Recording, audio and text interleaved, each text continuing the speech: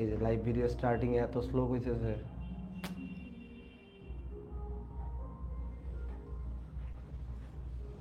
Live চলে আসছে।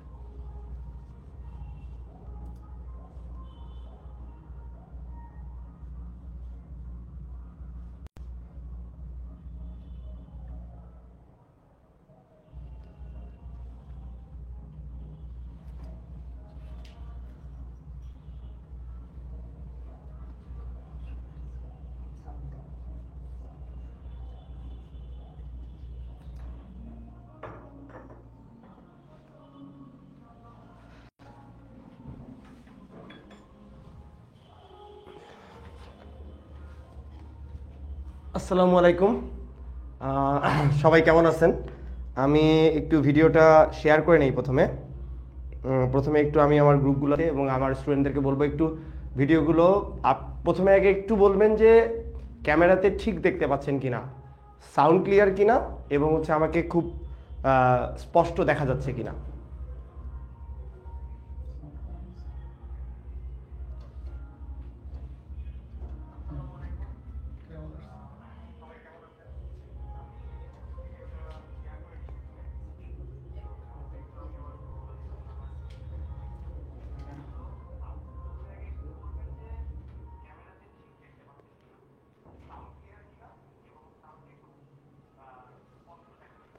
আমি একটু টাইম নিচ্ছি, একটু পরেই আমি ভিডিওটা শুরু করে দিব।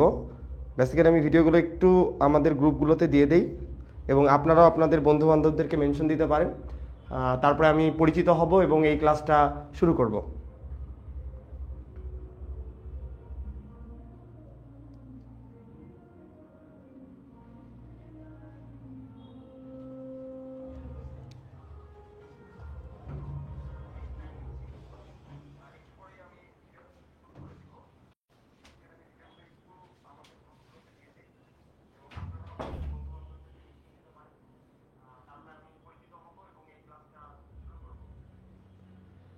আচ্ছা, তো ঠিক আছে, আশা করি সব কিছু ঠিক আছে। এখন আমরা ক্লাসটা শুরু করতে পারি। প্রথমেই আমি আমার পরিচয় দিয়ে নিতে চাই। আমি আমার নামটা তাহলে লিখি। অনেকেই অলরেডি বারবার পোস্ট দিয়ে বলে ফেলছে যে আমি কে বা আমার পরিচয় সম্পর্কে সবাই বলে দিছে। তারপর আমার পরিচয়টা একটু বলি। আমার পরিচয় হচ্ছে, আমার ডাকনাম ডক্টর সাদ। আমি ঢাকা মেডিকেল কলেজ থেকে এমবিবিএস পাশ করছি, এমবিবিএস ফ্রম ডিএমসি, এবং এখন সরকারি চাকরিতে কর্মরত আছি। তার মানে হচ্ছে বিসিএস হেলথ হিসেবে হেলথ ক্যাডারে আমি জব করতেছি। এবং ঢাকা মেডিকেল কলেজের কততম ব্যাচ? আমি ঢাকা মেডিকেল কলেজের ব্যাচ কে 66। সো এইটা হচ্ছে আমার পরিচয়। ঠিক আছে, এতটুকু হচ্ছে আমার পরিচয়। এখন আমি আজকে এখানে কেন? আমি বেসিক্যালি এখানে আসছি আপনাদের সাথে আমার এত বছর পড়ানোর যে জার্নি, এই জার্নিটাকে শেয়ার করার জন্য, এবং এই জার্নির যে এক্সপেরিয়েন্সগুলো, অভিজ্ঞতাগুলো, এবং সেই অভিজ্ঞতার আলোকে বাচ্চাদেরকে গাইড করতেছি প্রায় 15 বছর। সেই 15 ইয়ার্সের যে জার্নি, সেই জার্নিটা আমি আপনাদের সাথে, আমার কাছে যতটুকু জ্ঞান আছে এবং যতটুকু অভিজ্ঞতা আছে, আমি এই বছর এসিএস প্ল্যাটফর্মের সাথে যুক্ত হয়েছি। এসিএস 2025 মেডিকেল ভর্তি পরীক্ষার্থী যারা আছে তাদের কেমিস্ট্রি ডিপার্টমেন্ট, মেডিকেমিস্ট্রি, সেই মেডিকেমিস্ট্রি ডিপার্টমেন্টের পুরোটারই দায়িত্ব আসলে আমার হাতে। আমি সবগুলো ক্লাস আর কি কন্ডাক্ট করব। Through out the total process আমি থাকবো সাথে, আমি ক্লাসগুলো নিব। তো এখন কথা হচ্ছে যে এই যে মেডিকেলের জার্নি, এই মেডিকেলের জার্নিতে সবার জন্য প্রথমেই একটা কথা যে ভাই আপনি তো ডাক্তার, আপনি আবার কেমিস্ট্রি পড়াবেন। মেডিকেলের কেমিস্ট্রিটা একটু ভাই ডিফারেন্ট। মেডিকেলের কেমিস্ট্রিটা ডিফারেন্ট, যে এই জন্যই আমরা মেডিকেলের জন্য মেডিকেলের আলাদা মানুষ।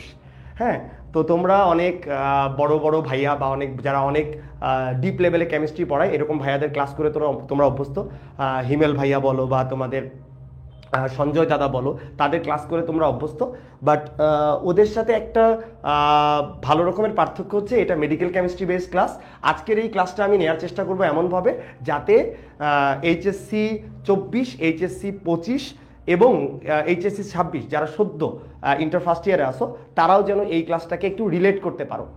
হ্যাঁ, আচ্ছা, যাই হোক, তো আজকে কেমিস্ট্রি ক্লাস হবে। কেমিস্ট্রি ফার্স্ট পেপারের উপর আমরা একটা ক্লাস নিব, গাইডলাইনমূলক ক্লাস। বেসিক্যালি আমি একটু ডিকটেট করব, আমি দেখাবো যে কী ধরনের কোশ্চেন আসে, কী ধরনের কোশ্চেন আসে না।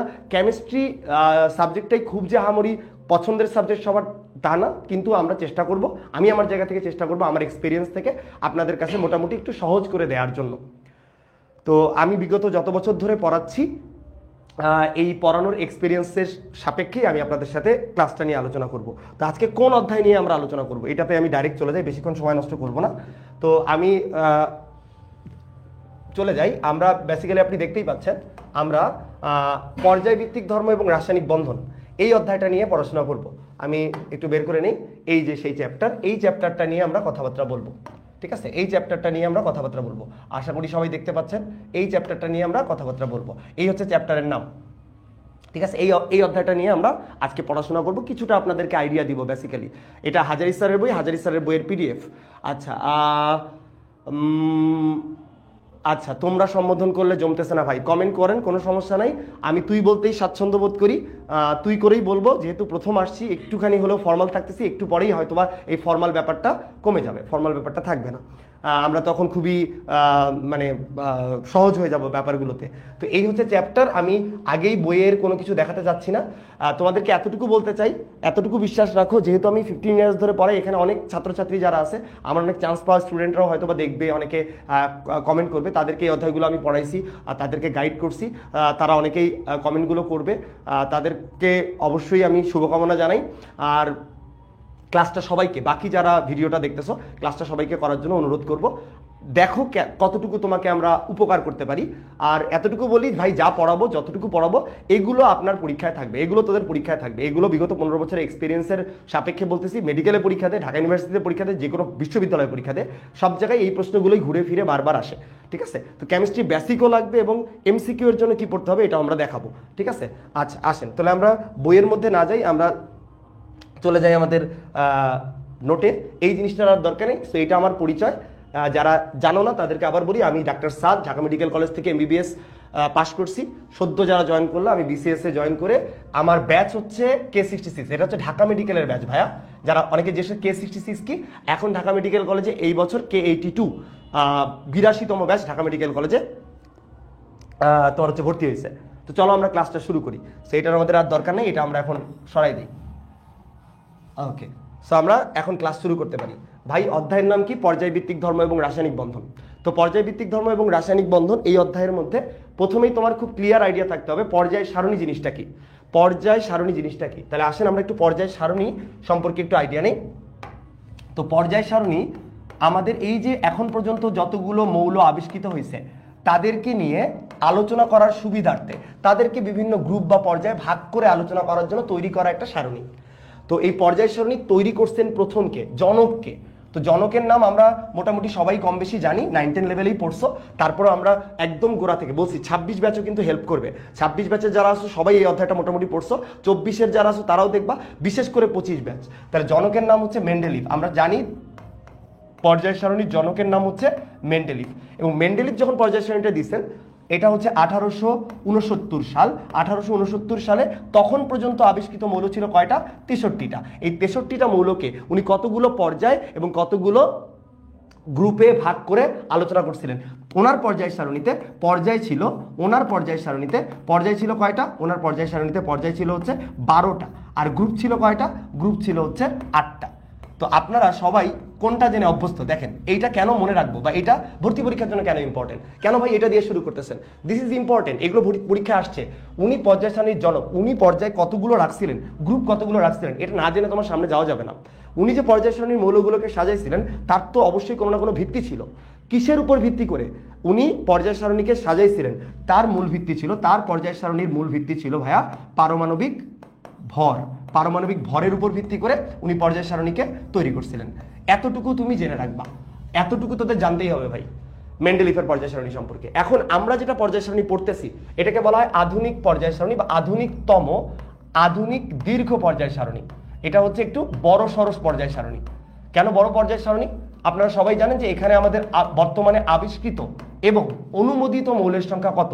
ইউপ্যাক এর আবিষ্কৃত এবং অনুমোদিত মৌলের সংখ্যা হচ্ছে 118টা। এই 118টা মৌলকে কতগুলো পর্যায় এবং কতগুলো গ্রুপে ভাগ করে আলোচনা করা হয়েছে? পর্যায় হচ্ছে এখন ভাইয়া 7টা, আর গ্রুপ হচ্ছে কয়টা ভাইয়া? গ্রুপ হচ্ছে 18টা। গ্রুপ হচ্ছে 18টা। এবং বর্তমানে আমরা যে পর্যায় সারণীটা ব্যবহার করি, এইটার মূল ভিত্তি কি? এইটার মূল ভিত্তি হচ্ছে ইলেকট্রন বিন্যাস। এইটার মূল ভিত্তি হচ্ছে ইলেকট্রন বিন্যাস। আচ্ছা, ইলেকট্রন বিন্যাস আপনি অপশনে পেলেন না, আপনি দেখলেন অপশনে আছে পারমাণবিক সংখ্যা, তাহলে আপনি অবশ্যই পারমাণবিক সংখ্যাই তাকাবেন, যেহেতু অপশনে ইলেকট্রন বিন্যাস নাই। আর যদি দুটোই অপশনে থাকে, ইলেকট্রন বিন্যাস ইজ মোর কারেক্ট। এখন আপনাদের কাছে প্রশ্ন, একটা প্রশ্ন দিয়ে শুরু করি। এইটুকু জায়গা থেকে একটা প্রশ্ন, যে আধুনিকতম দীর্ঘ পর্যায় সারণী তৈরিতে কোন বিজ্ঞানীর অবদান সবচেয়ে বেশি? আধুনিকতম দীর্ঘ পর্যায় সারণীর তৈরিতে কোন বিজ্ঞানীর অবদান সবচেয়ে বেশি? সবাই একটু কমেন্ট করবেন, আধুনিকতম দীর্ঘ পর্যায় সারণী এটা তৈরিতে কোন বিজ্ঞানীর অবদান সবচেয়ে বেশি?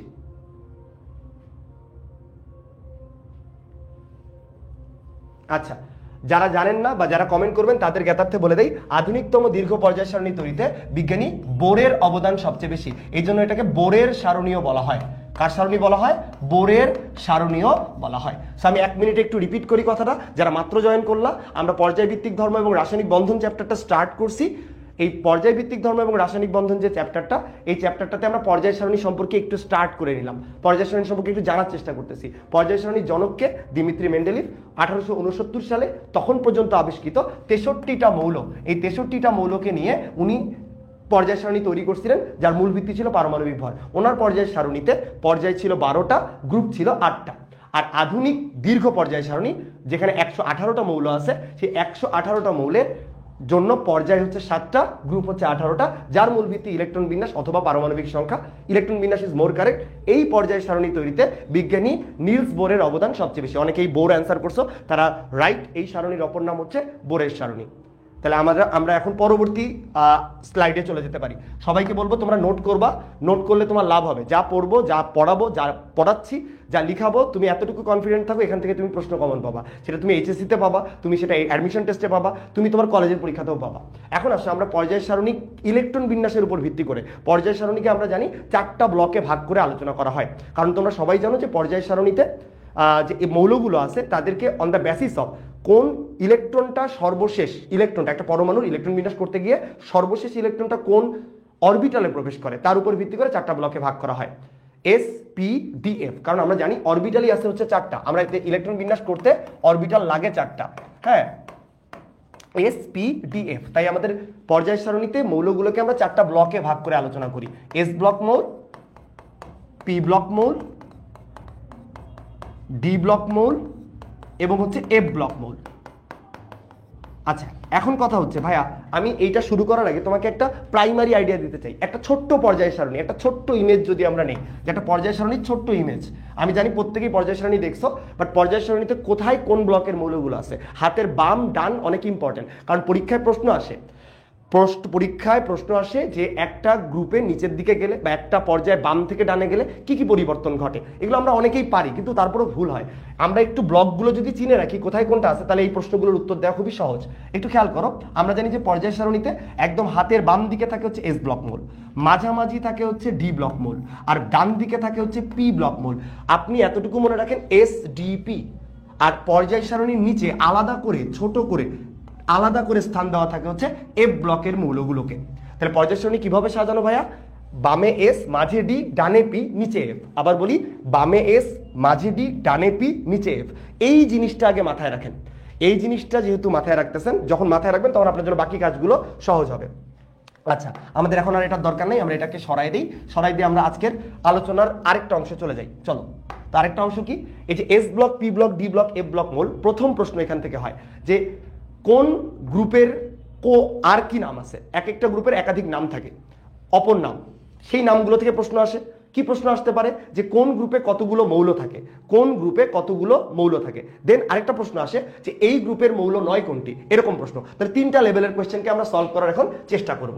আসেন, তাহলে আমরা আমাদের এটাও দরকার নাই, এটাও সরাই ফেললাম। আচ্ছা, আমাকে একটু বলবেন যে এই যে এস, পি, ডি, এফ এর কথা বলছি, S orbital, P orbital, D orbital, F orbital, এদের সর্বোচ্চ ইলেকট্রন ধারণ ক্ষমতা কত?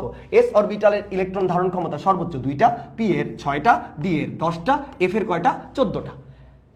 এটা আমরা সবাই জানি। তো এইটা আপনাকে কিভাবে হেল্প করবে, বোর্ডটাকে এক্সটেনশন করে দেখাচ্ছি। হাতের বামে যেহেতু এস এবং এস অরবিটালের সর্বোচ্চ ইলেকট্রন ধারণ ক্ষমতা 2টা, তাহলে বলেন তো এস এর কত রকমের কাঠামো পসিবল?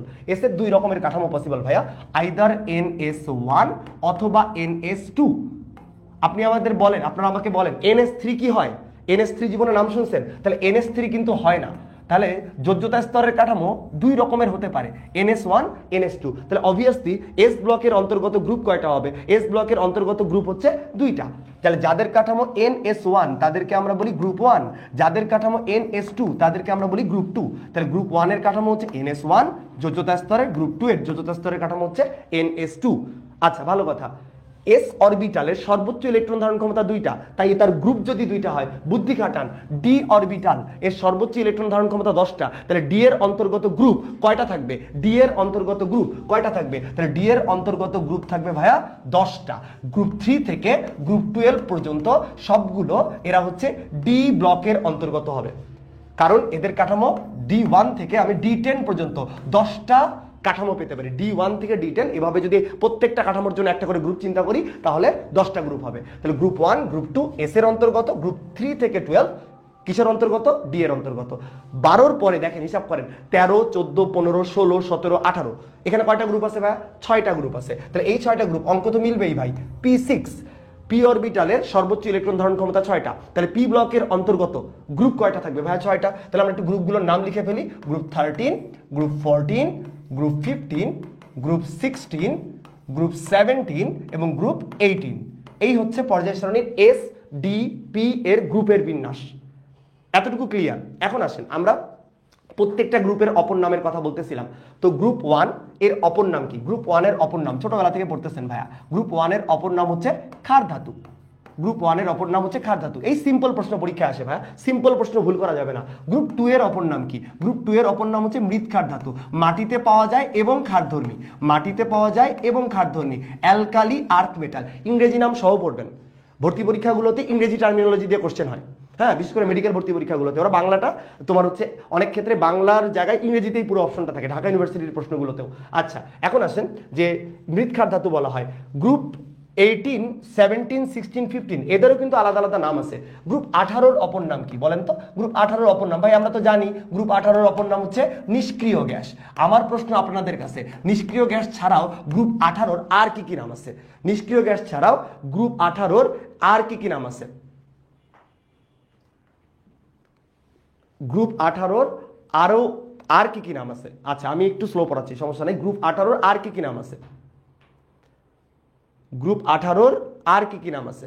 আচ্ছা, নোবেল গ্যাস, ভেরি গুড স্নিগ্ধ, very good. Nobel gas, Nobel গ্যাসের বাংলা হচ্ছে অভিজাত গ্যাস। নোবেল গ্যাসের বাংলা হচ্ছে অভিজাত গ্যাস। আর কোনো নাম কি আছে? আর কোনো নাম কি আছে? ইনার্ট, ইনার্ট নিষ্ক্রিয় গ্যাসের ইংরেজি নোবেল গ্যাস। আর কোনো নাম আছে?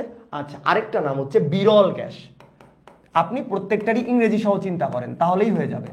তাহলে নিষ্ক্রিয় গ্যাসের ইংরেজি হচ্ছে ইনার্ট, অভিজাত গ্যাসের ইংরেজি হচ্ছে নোবেল গ্যাস, বিরল গ্যাসের ইংরেজি হচ্ছে রেয়ার গ্যাস। একই 18 নম্বর গ্রুপের মোট ইংরেজি বাংলা মিলায় প্রায় 6টা নাম আছে। কোন গ্রুপের অপর নাম বিরল গ্যাস? কোন গ্রুপের অপর নাম অভিজাত গ্যাস? কোন গ্রুপের অপর নাম নিষ্ক্রিয় গ্যাস? গ্রুপ 18। আচ্ছা, একটু বলে দেই, এই যে পি ব্লক মৌল আমি ধরছি, পি ব্লক মৌলের যোজ্যতা স্তরের কাঠামো কি হবে? পি ব্লক মৌলের যোজ্যতা স্তরের কাঠামো NS2 NP1 থেকে 6, NS2 NP1 থেকে 6। এস থেকে ইলেকট্রন, এস অরবিটাল পূরণ করে ইলেকট্রন পি অরবিটালে প্রবেশ করে অ্যাকর্ডিং টু আউবাউ ল, আউবাউ নীতি অনুযায়ী, এবং এরপরে P1 থেকে শুরু করে 6 পর্যন্ত এরা হচ্ছে পি ব্লকের অন্তর্গত। এই এস এবং পি ব্লকের মৌলগুলোকেই কিন্তু আদর্শ মৌল বা প্রতিনিধিত্বমূলক মৌল বলা হয়।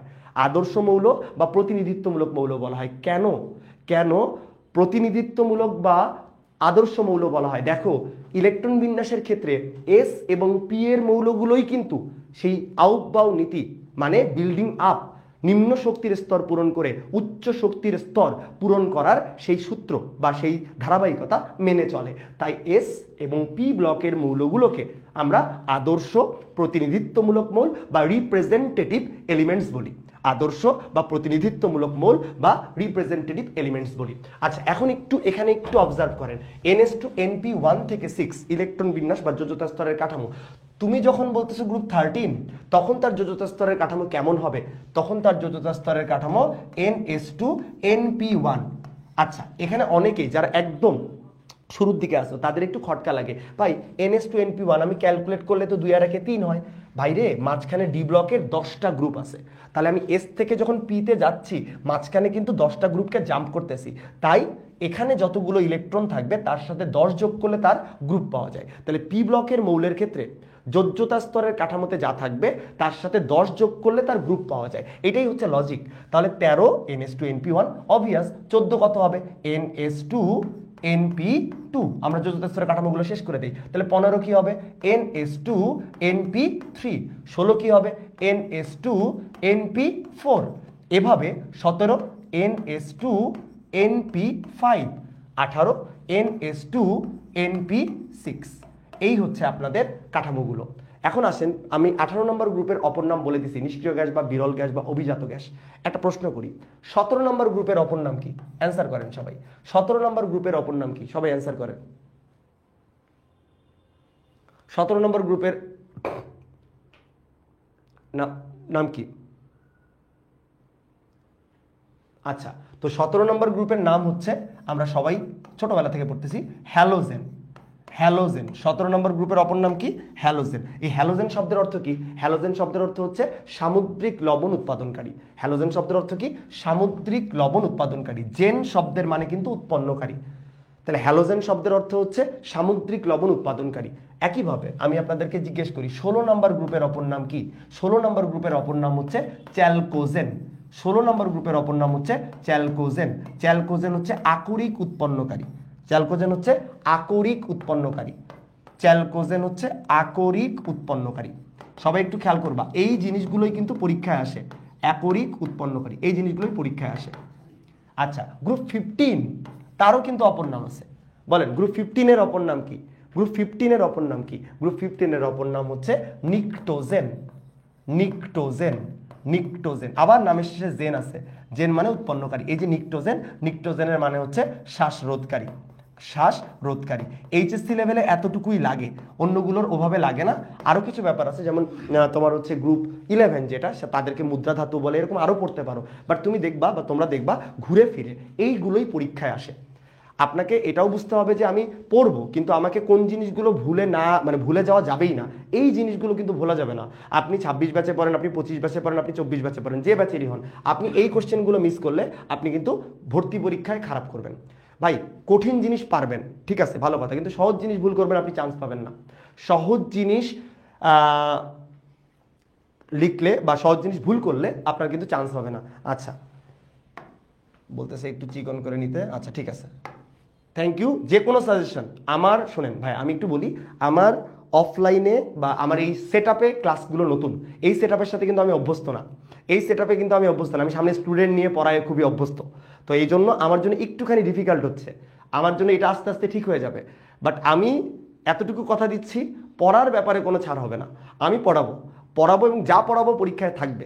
আপনার মেডিকেল ভর্তি পরীক্ষা, আপনার সামনে যতগুলো পরীক্ষা আছে, এই জিনিসগুলো আপনি পরীক্ষায় পাবেন, এতটুকু গ্যারান্টি আমার। এবং যেখানে যেখানে সহজ করার দরকার আছে, কনসেপ্ট দিয়েও মনে রাখা যায়, টেকনিক দিয়েও মনে রাখা যায়, দুটাকে কম্বাইন কিভাবে করতে হয় আমি ইনশাল্লাহ দেখাবো। সো একটুখানি সময় রাখেন, সময় রাখেন হাতে, সময় দেন আমাকে, ইনশাল্লাহ হয়ে যাবে। এই যে আমি এখন ফন্ট কিন্তু চিকন করে নিছি। আচ্ছা, তাহলে প্রত্যেকটা গ্রুপের আমরা আলাদা আলাদা কিছু নাম আমরা জেনে গেলাম। এখন আসেন এই জিনিসটাকে আমরা বাদ দিয়ে প্রত্যেকটা গ্রুপে কি কি মৌল আছে এইটা নিয়ে একটু জানার চেষ্টা করি। তাহলে এই জিনিসগুলো আমাদের আপাতত আর দরকার নেই, এটাকে আমরা একটু বাদ দিয়ে দিই। এটা বাদ দিয়ে দিলাম, আবার এটাও আমার দরকার নেই, সো এটাও আমি বাদ দিয়ে দিলাম। আচ্ছা, এখন আসেন চলেন আমরা শুরু করি। 18 নম্বর গ্রুপ নিষ্ক্রিয় গ্যাসের নামগুলো একটু যদি সবাই বলতেন। আমি লিখতেছি, আপনারা মনে মনে বলে ফেলেন। হিলিয়াম, নিয়ন, আর্গন, ক্রিপ্টন, জেনন, রেডন, অর্গানেসন। এই যে অর্গানেসন, এই কিন্তু সর্বশেষ আবিষ্কৃত এবং অনুমোদিত মৌল। হিলিয়াম, নিয়ন, আর্গন, ক্রিপ্টন, জেনন, রেডন, অর্গানেসন। খুবই সহজ প্রশ্ন, নিচের কোনটি, নিচের কোনটি নিষ্ক্রিয় গ্যাস নয়, নিচের কোনটি বিরল গ্যাস নয়? 17 নম্বর গ্রুপের মৌলগুলো লিখে ফেলি। Fluorine, chlorine, bromine, iodine, astatine, tennessine বা টিএস, টিএস দিয়ে মনে রাখলাম। এখন এইগুলো নাম কোনো ছন্দ বা টেকনিকের প্রয়োজন পড়ে না, আপনার মনে রাখাটা খুব আপনার জন্য ন্যাচারালি আপনার মধ্যে চলে আসে। 18 বলেন 17 বলেন এগুলো ন্যাচারালি আপনার মধ্যে চলে আসে। কিন্তু ঝামেলা হয় কোথায়? 16, 15, 14, 13 এগুলো মনে রাখা আপনার জন্য একটুখানি কঠিন হয়ে যায়। তো 16, 15, 14, 13 এগুলো মনে রাখার জন্য আমরা কেউ এইচএসসি লেভেল বলেন বা 9-10 লেভেলে বলেন, এগুলোর জন্য আমরা কিন্তু বিভিন্ন ছন্দ বা টেকনিক বা নিউমোনিক মনে রাখি। তো আপনার জন্য যেটা ভালো লাগে সেটা আপনি মনে রাখতে পারেন, অথবা আমি ক্লাসে কিছু বলে দিব সেটা আপনি অ্যাডাপ্ট করতে পারেন, এটা আপনার ইচ্ছা।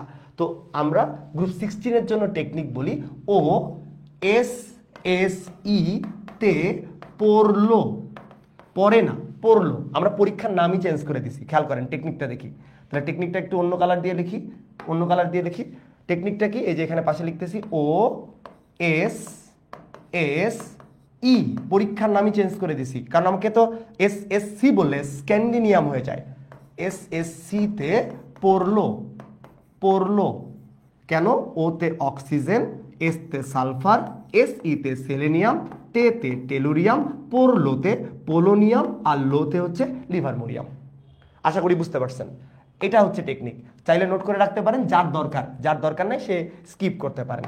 এখন আসেন গ্রুপ 15 যাদেরকে আমরা নিকটোজেন নামে জানি, তাদেরকে মনে রাখার জন্য আমরা বলি নলকূপের পানিতে আর্সেনিক অ্যান্টিমনি বিদ্যমান। এবং লজিক্যাল সূত্র তোমরা জানো যে আসলে নলকূপের পানিতে আসলেই কিন্তু তোমার এই আর্সেনিক থাকে, এবং আর্সেনিক থাকে এই জন্য আমরা এটাকে ভালো করেই মনে রাখতে পারি। এটাও আমি ডিফারেন্ট কালি দিয়ে লিখে দিই তোমাদেরকে। নলকূপের পানিতে, দেখো লিখে রাখলাম গ্রুপ 15 মনে রাখার সূত্র, নলকূপের পানিতে আর্সেনিক অ্যান্টিমনি বিদ্যমান। নলকূপের পানিতে আর্সেনিক অ্যান্টিমনি বিদ্যমান, এটা হচ্ছে টেকনিক। তাহলে নলকূপতে কি? নলকূপতে হচ্ছে নাইট্রোজেন, পানিতে কি? ফসফরাস, আর্সেনিক তো বাবা আর্সেনিক, অ্যান্টিমনি এসবি স্টেবিয়াম বিদ্যমান, বিসমাথ, এবং হচ্ছে মানতে মস্কোভিয়াম। নলকূপের পানিতে আর্সেনিক অ্যান্টিমনি বিদ্যমান। আশা করি এই টেকনিকগুলো আপনারা লিখে নিছেন।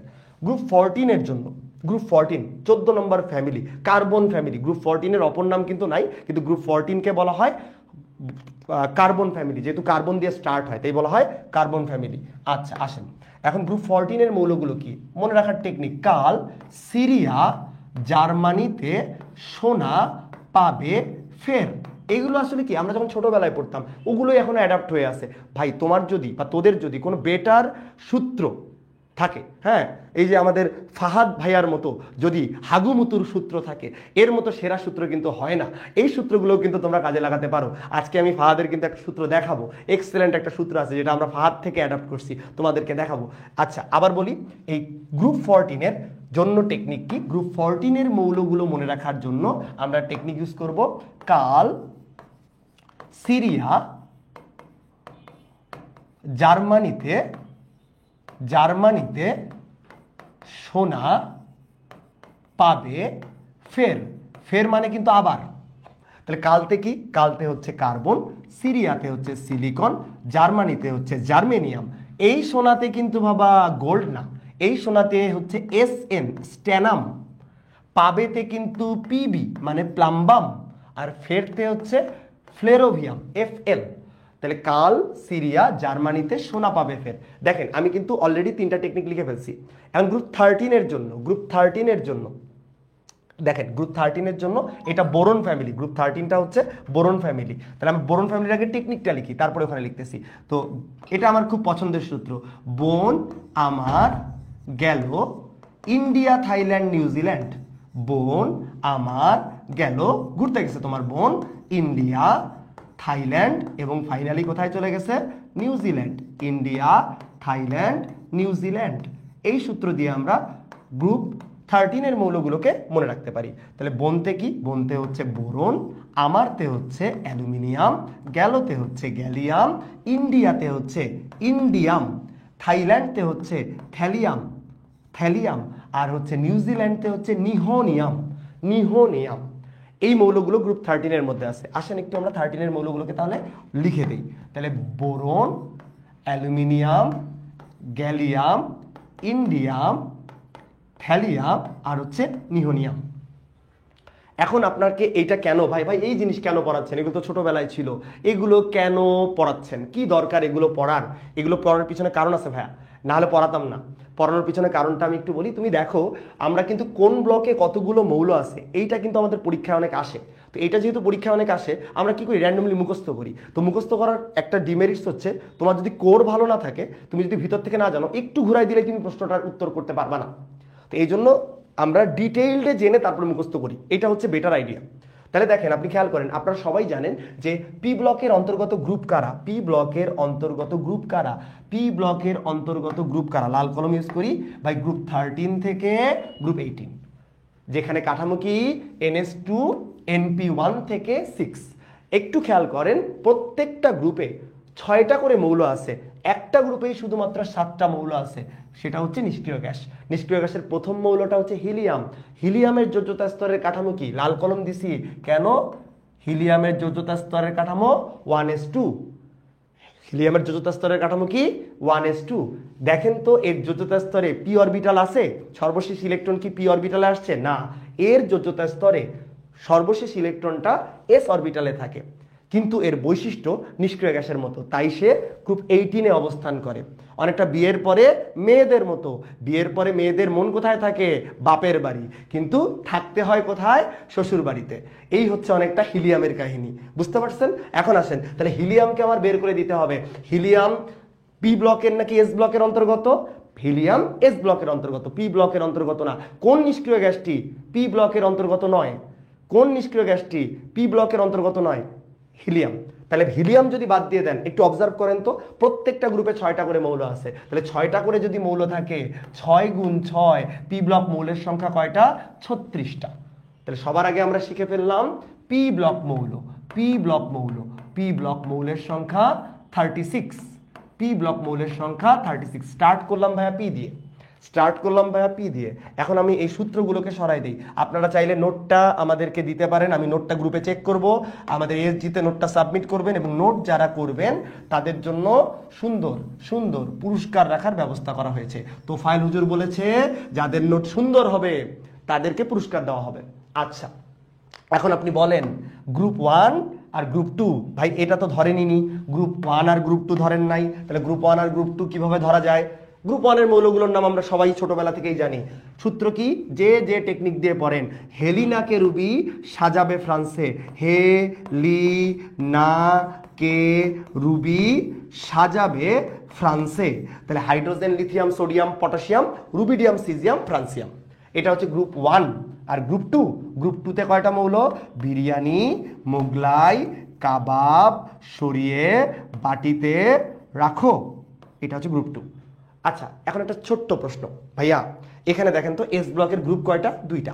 এই 2টা গ্রুপ মিলায় মোট কয়টা মৌল আছে? মৌল আছে হচ্ছে আপনার কয়টা, 14টা না 13টা? দেখেন তো 14টা না 13টা, কি মনে হচ্ছে, 14টা না 13টা? 14টা না 13টা প্রশ্ন। মৌল কিন্তু এখানে ভাইয়া 13টা, কিন্তু আপনি তো এস ব্লক মৌলের সংখ্যা বলেন 14টা। ওই যে হিলিয়াম, ওই যে হিলিয়াম, হিলিয়াম যে 18 নম্বর গ্রুপে থাকে, কিন্তু তার ভিতরে এস ব্লক পাওয়ার, এস অরবিটাল পাওয়া যায়, সর্বশেষ ইলেকট্রনটা এস অরবিটালে থাকে। তাহলে 13 আর 1-এ, 13 আর 1-এ কত হয়ে গেল, 14। এস ব্লক মৌলের সংখ্যা 13 আর 1-এ 14টা। এখন ছোট ছোট কিছু কথাবার্তা বলি। এস ব্লক মৌলের মধ্যে এই যে টোটাল 14টা মৌল আছে, এই 14টা মৌলের মধ্যে প্রশ্ন করা হলো ধাতু কয়টা, হিসাব করেন। ক্ষার ধাতু আছে 6টা, মৃৎক্ষার ধাতু আছে 6টা। তাহলে ক্ষার ধাতু 6, মৃৎক্ষার ধাতু 6, 6 6 12। অধাতু কয়টা, অধাতু ভাই 2টা। এর মধ্যে নিষ্ক্রিয় গ্যাস কয়টা, 1টা। আচ্ছা, এবার আসেন, এই যে আমরা এস ব্লক মৌলের কথা বলতেছি, এস ব্লক মৌলের মধ্যে আমরা এস ব্লকের যোজ্যতা স্তরের কাঠামো NS1 NS2 পাইছি না ভাইয়া? তাহলে এদের স্থায়ী জারণ মান কত হবে? এদের স্থায়ী জারণ মান যথাক্রমে হবে +1 এবং +2, স্থির জারণ মান +1 +2। এখন আসেন এস এর 14, ভাই এস ঘুরাইলেই কিন্তু ডি ব্লক হয়ে যায়, এস ঘুরাইলেই কিন্তু ডি ব্লকের মৌল হয়ে যায়। কেন? এস ব্লক মৌল যদি 14টা হয়, ডি ব্লক মৌল হচ্ছে 41টা, তাহলে 14 উল্টাইলে কত হয়, 41। S উল্টাইলে D. ইভেন ধর্মের দিক থেকে, ইভেন বৈশিষ্ট্যের দিক থেকেও কিন্তু এরা ডিফারেন্ট, এরা কিন্তু অপোজিট। এস ব্লকের সাথে ডি ব্লকের ধাতুগুলোর কিন্তু বেসিক ডিফারেন্স আছে। আমি একটু আইডিয়া দিই। সোডিয়াম এর ধাতব বন্ধন কিন্তু দুর্বল, সোডিয়ামকে ছুরি দিয়ে কাটা যায়। অন্যদিকে আপনি ডি ব্লকের যে মেটালগুলো দেখেন, আপনি আয়রন বলেন, নিকেল বলেন, কোবাল্ট বলেন, এরা কিন্তু অনেক শক্তিশালী, এদের ধাতব বন্ধন অনেক শক্তিশালী, তাই তাদের গলনাঙ্ক স্ফুটনাঙ্কও কিন্তু বেশি। তো এস উল্টাইলে ডি হয়, ওই কথাটাকে তাদের ধাতব বন্ধন দিয়েও এক্সপ্লেইন করা যায়, ধাতব বন্ধনকে তোমার হচ্ছে ব্যাখ্যা করা যায়। আচ্ছা, ডি ব্লক মৌল 41টি। এখন অনেক কথা হয়েছে, অনেক পড়ছি, একটা প্রশ্ন করি তো, এই যে ডি ব্লক মৌল 41টি, গত সবাই জানেন যে এই জিনিসগুলো আমি ভাই ক্লাসে নর্মালি প্রশ্ন করে, বলেন তো ডি ব্লক মৌল কোন পর্যায় থেকে স্টার্ট হয়? ডি ব্লক মৌল কোন পর্যায় থেকে স্টার্ট হয়, এটা একটু সবাই আমাকে বলবেন, কমেন্টে বলবেন ডি ব্লক মৌল কোন পর্যায় থেকে পাওয়া যায়। ডি ব্লক মৌল কোন পর্যায় থেকে পাওয়া যায়, দেখি বলেন দেখি, ডি ব্লক মৌল কোন পর্যায় থেকে পাওয়া যায়? ডি ব্লক মৌল কোন পর্যায় থেকে পাওয়া যায়? অবশ্যই এইচএসসি 25, 26, 24। আমি খুব ফাস্ট পড়ানোর কোনো ইচ্ছা নাই, আমি আজকে চাচ্ছি যে একদম প্রাইমারি আইডিয়া দেওয়ার জন্য। আচ্ছা, কমেন্ট করে ফেলছে যে ডি ব্লক মৌল চতুর্থ পর্যায় থেকে। যারা 3 অ্যান্সার করতেছো তারা ভুল করতেছো, ডি ব্লক মৌলের পর্যায় বলছি, গ্রুপ বললে 3, পর্যায় বললে ভাইয়া 4। আমি একটু ব্যাখ্যা দিই। আচ্ছা, কেউ আমাকে একটু বলেন তো ডি ব্লক মৌলের যোজ্যতা স্তরের কাঠামোটা কি? ডি ব্লক মৌলের যোজ্যতা স্তরের কাঠামো n-1, ডি 1 থেকে 10, ns 1 থেকে 2, এইটা হচ্ছে ডি ব্লক মৌলের যোজ্যতা স্তরের কাঠামো। তাহলে আপনি বলেন যে আমরা 1D পাই, আমরা 1D সম্ভব না, 2D সম্ভব না, 3D সম্ভব? হ্যাঁ ভাইয়া, 3D সম্ভব। কিন্তু 3D সম্ভব হলেও 3D যখন আপনি লিখতে চাইবেন, ইলেকট্রন আগে 3Dতে প্রবেশ করে নাকি 4s এ প্রবেশ করে?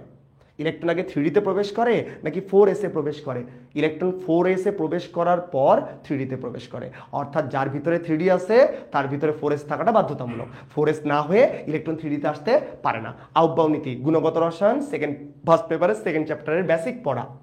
এবং আপনি এখানে n এর মান যাই দিবেন, n-1 d হয়ে যাবে। তার মানে আমি যদি n এর মান 4 দেই, তখন n-1 হয়ে 3D পসিবল। অর্থাৎ অনেক কমন ভুল এটা, অনেকেই করে 1D হয় না, 2D হয় না, 3D হয়। তাহলে ডি ব্লক মৌল কোন পর্যায়ে শুরু হয়? 3Dতে শুরু হয়, মানে তৃতীয় পর্যায়ে শুরু হয়। ভাই 3D যার ভিতরে আছে তার ভিতরে কিন্তু 4s থাকাটা বাধ্যতামূলক, অর্থাৎ পর্যায় 4, গ্রুপ 3। এই জিনিসগুলো একটু নোটিস করবেন। তাহলে আমরা কোন লেভেলে ডি ব্লকের মৌলগুলো রাখা উচিত? Hydrogen, lithium, sodium, potassium. Potassium লেভেলে পটাশিয়াম ক্যালসিয়ামের পরেই আমার 3D সিরিজ থাকবে। তো যে 3D সিরিজ, তাদের যোজ্যতা স্তরের কাঠামো হবে 3D 1 থেকে 10, 4s 1 থেকে 2। তারপরে আপনি এটা 3D সিরিজ বললেন, বলেন তো তার নিচে কি আছে? আচ্ছা, চতুর্থ পর্যায়ে যদি প্রথম সিরিজ হয়, সিম্পল ম্যাথ, চতুর্থ পর্যায়ে যদি প্রথম সিরিজ হয়, চতুর্থ পর্যায়ে একটা সিরিজ, পঞ্চম পর্যায়ে একটা সিরিজ, ষষ্ঠ পর্যায়ে একটা সিরিজ, সপ্তম পর্যায়ে একটা সিরিজ, 4টা পর্যায়ে 4টা সিরিজ। আবার বলি, চতুর্থ পর্যায়ে একটা সিরিজ, পঞ্চম পর্যায়ে একটা সিরিজ, ষষ্ঠ পর্যায়ে একটা সিরিজ, সপ্তম পর্যায়ে একটা সিরিজ। কয়টা সিরিজ হলো? 4টা। এক একটা করে সিরিজে, ডি ব্লকের এক একটা করে সিরিজে কতগুলো করে মৌল থাকতে পারে? অবশ্যই 10টা। 10টার বেশি তো সে জায়গা দিতে পারবে না, ডি 1 থেকে 10। তাহলে 4টা সিরিজে 10টা করে হলে 4 10 কত? 40। ভাই অঙ্ক আবার ভুল হয়েছে, 40 আর 1 41 কেমনে হয়ে গেল? আমরা সেটাও বলবো কেন এটা 41টা হইলো। বেসিক বলে 40টা হওয়া উচিত, অনেক বইগুলোতে দেখবা 40টাই দেওয়া আছে, কিন্তু এইচএসসি লেভেলের হাজারি স্যারের বইয়ে 41টা। এই জন্য আমরা 41টাকেই ফলো করি। তাহলে ডি ব্লক মৌলের সংখ্যা 41টা কেমনে হইলো আমরা ব্যাখ্যাতে যাব। 40 আর 1 41, ওই একজনকে, ওই ছাগলের 3 নম্বর বাচ্চাটাকে যে মাঝখানে এসে ডি ব্লকে ঢুকে গেল, আসেন আমরা সেটা নিয়ে কথা বলবো। 3D 1 থেকে 10, এটা হচ্ছে 3D সিরিজ। বুদ্ধিমান হলে বলেন, এখন বাকিগুলো আপনি পারবেন। যদি বলি 4D সিরিজ, 4D 1 থেকে 10, 5s 1 থেকে 2, বুঝতে পারতেছি? আচ্ছা, তারপরে ভাই পরেরটা কি হবে? 5D 1 থেকে 10, 6s 1 থেকে 2। তারপরেরটা কি হবে? 6D 1 থেকে 10, 7s 1 থেকে 2। ভাই 7-এর উপরে আর যাইস না, কারণ তোর পর্যায় কয়টা আছে? 7টা। তাহলে ডি ব্লকের 4টা যে সিরিজ হয়, যাদেরকে আমরা 3D series, 4D series, 5D series, 6D series, অথবা আরও কিছু নামে ডাকি, প্রথম অবস্থান্তর সিরিজ, দ্বিতীয় অবস্থান্তর সিরিজ, তৃতীয় অবস্থান্তর সিরিজ, চতুর্থ অবস্থান্তর সিরিজ, এই যে আমরা নামকরণগুলো করি, কেন করি? তাহলে ডি ব্লকের সাথে রিলেটেড আরেকটা কথা আছে যে ডি ব্লকের কিছু মৌলকে, ডি ব্লকের ম্যাক্সিমাম মৌলকে অবস্থান্তর মৌল বলা হয়।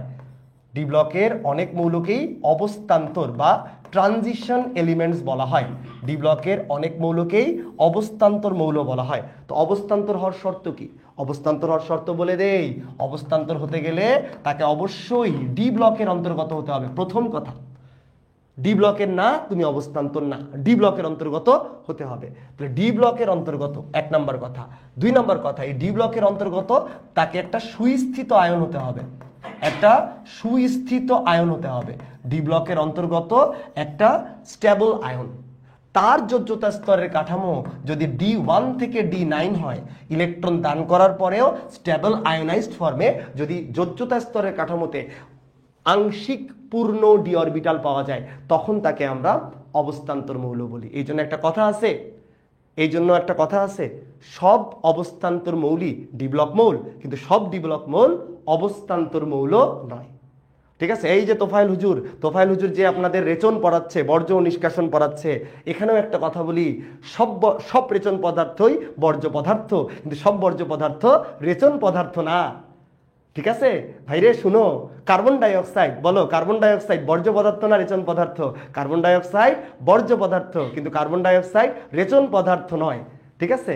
আসেন, ওই দিকে যাব না, তোফায়েল হুজুরের দিকে যাব না। তোফায়েল হুজুর বর্জ্য নিষ্কাশন করে দিক, আমরা এদিকে অবস্থান্তর মৌল নিয়ে টানাটানি করি। অবস্থান্তর মৌলের বৈশিষ্ট্য মেডিকেল ভর্তি পরীক্ষায় 3 থেকে 4 বার আসছে। অবস্থান্তর মৌলের বৈশিষ্ট্য কি? তো অবস্থান্তর মৌলের বৈশিষ্ট্য ভর্তি পরীক্ষার জন্য খুবই গুরুত্বপূর্ণ। বলেন তো অবস্থান্তর মৌলের কয়টা বৈশিষ্ট্য আছে? অবস্থান্তর মৌলের 5টা বৈশিষ্ট্য। ইম্পর্টেন্ট বৈশিষ্ট্য কয়টা? 5টা। আসেন আমরা এটাকে একটু সরাই দিয়ে একটু বৈশিষ্ট্যগুলো লেখার চেষ্টা করি। এগুলোর আর দরকার নেই, কেউ একটু বলতে থাকবা যে অবস্থান্তর মৌলের কি কি বৈশিষ্ট্য আছে। অবস্থান্তর মৌলের কি কি বৈশিষ্ট্য আছে একটু বলেন দেখি। আমরা অবস্থান্তর মৌলের কি কি বৈশিষ্ট্য আছে একটু দেখি। অবস্থান্তর মৌলের 5টা বৈশিষ্ট্য। এখন এই অবস্থান্তর মৌলের যে 5টা বৈশিষ্ট্য, আসেন মনে রাখি, খুব ইম্পর্টেন্ট। 5টা বৈশিষ্ট্য মনে রাখি। 5টা বৈশিষ্ট্য কি কি ভাইয়া? আমরা বারবার বলি কি কি? প দিয়ে 3টা। প দিয়ে কয়টা? প দিয়ে 3টা। আর আয়ন বা যৌগ আছে এমন কথা দিয়ে কয়টা? 2টা। আয়ন বা যৌগ কথা আছে এমন কথা দিয়ে 2টা। আসেন ব্যাখ্যা দেই। প দিয়ে 3টা, আয়ন বা যৌগ দিয়ে 2টা। তো প দিয়ে কি? প দিয়ে পরিবর্তনশীল জারণ অবস্থা। প দিয়ে পরিবর্তনশীল জারণ অবস্থা। ঠিক আছে? প দিয়ে প্রভাবক রূপে ক্রিয়া, আর প দিয়ে প্যারাচুম্বকত্ব। প দিয়ে পরিবর্তনশীল জারণ অবস্থা, প দিয়ে প্যারাচুম্বকত্ব। আর আয়ন বা যৌগ দিয়ে রঙিন আয়ন তৈরি করে বা রঙিন যৌগ গঠন করে, জটিল আয়ন তৈরি করে বা জটিল যৌগ তৈরি করে। এটার আরো একটা টেকনিক আছে, আরেকটা টেকনিক দিয়ে ওটা মনে রাখা যায়। সেই আরেকটা টেকনিক কি? জরিপ 3। আরেকটা টেকনিক কি? জরিপ 3। অবস্থান্তর মৌলের বৈশিষ্ট্য করতে গিয়ে তুমি জরিপ করবা, কয়বার করবা? 3 বার করবা। তো জরিপ 3 তে কি? বর্গীয় জতে জটিল আয়ন, রতে রঙিন আয়ন, আর প আসবে 3 বার। ভাই অনেকবার আসছে, তুমি অনেক পারো, ভালো কথা, কিন্তু অবস্থান্তর মৌলের বৈশিষ্ট্য পারো না, তাইলে হয় না ভাইয়া। অবস্থান্তর মৌলের বৈশিষ্ট্য পারো না, তাইলে ভাইয়া হয় না। এই জিনিস তোমাকে পারতেই হবে। এখন আসেন, এই যে বৈশিষ্ট্যগুলোর কথা বললাম, বলেন তো প্যারাচুম্বকত্ব কখন দেখায়? চুম্বক ধর্মের উপর ভিত্তি করে চুম্বক পদার্থকে আমরা জানি 3 ভাগে ভাগ করা যায়। যারা চুম্বক দ্বারা তীব্রভাবে আকর্ষিত হয় তাদেরকে বলা হয় ফেরোচুম্বক পদার্থ, আর যারা চুম্বক দ্বারা মৃদুভাবে আকর্ষিত হয় তাদেরকে বলা হয় কি? তাদেরকে বলা হয় প্যারাচুম্বক। আর যারা চুম্বক দ্বারা বিকর্ষিত হয় তাদেরকে বলা হয় ডায়াচুম্বক। ঠিক আছে? ফেরোম্যাগনেটিক, প্যারাম্যাগনেটিক আর হচ্ছে ডায়াম্যাগনেটিক। এখন একটা পদার্থ বা একটা পরমাণু বা একটা আয়ন প্যারাচুম্বকত্ব কখন প্রদর্শন করে?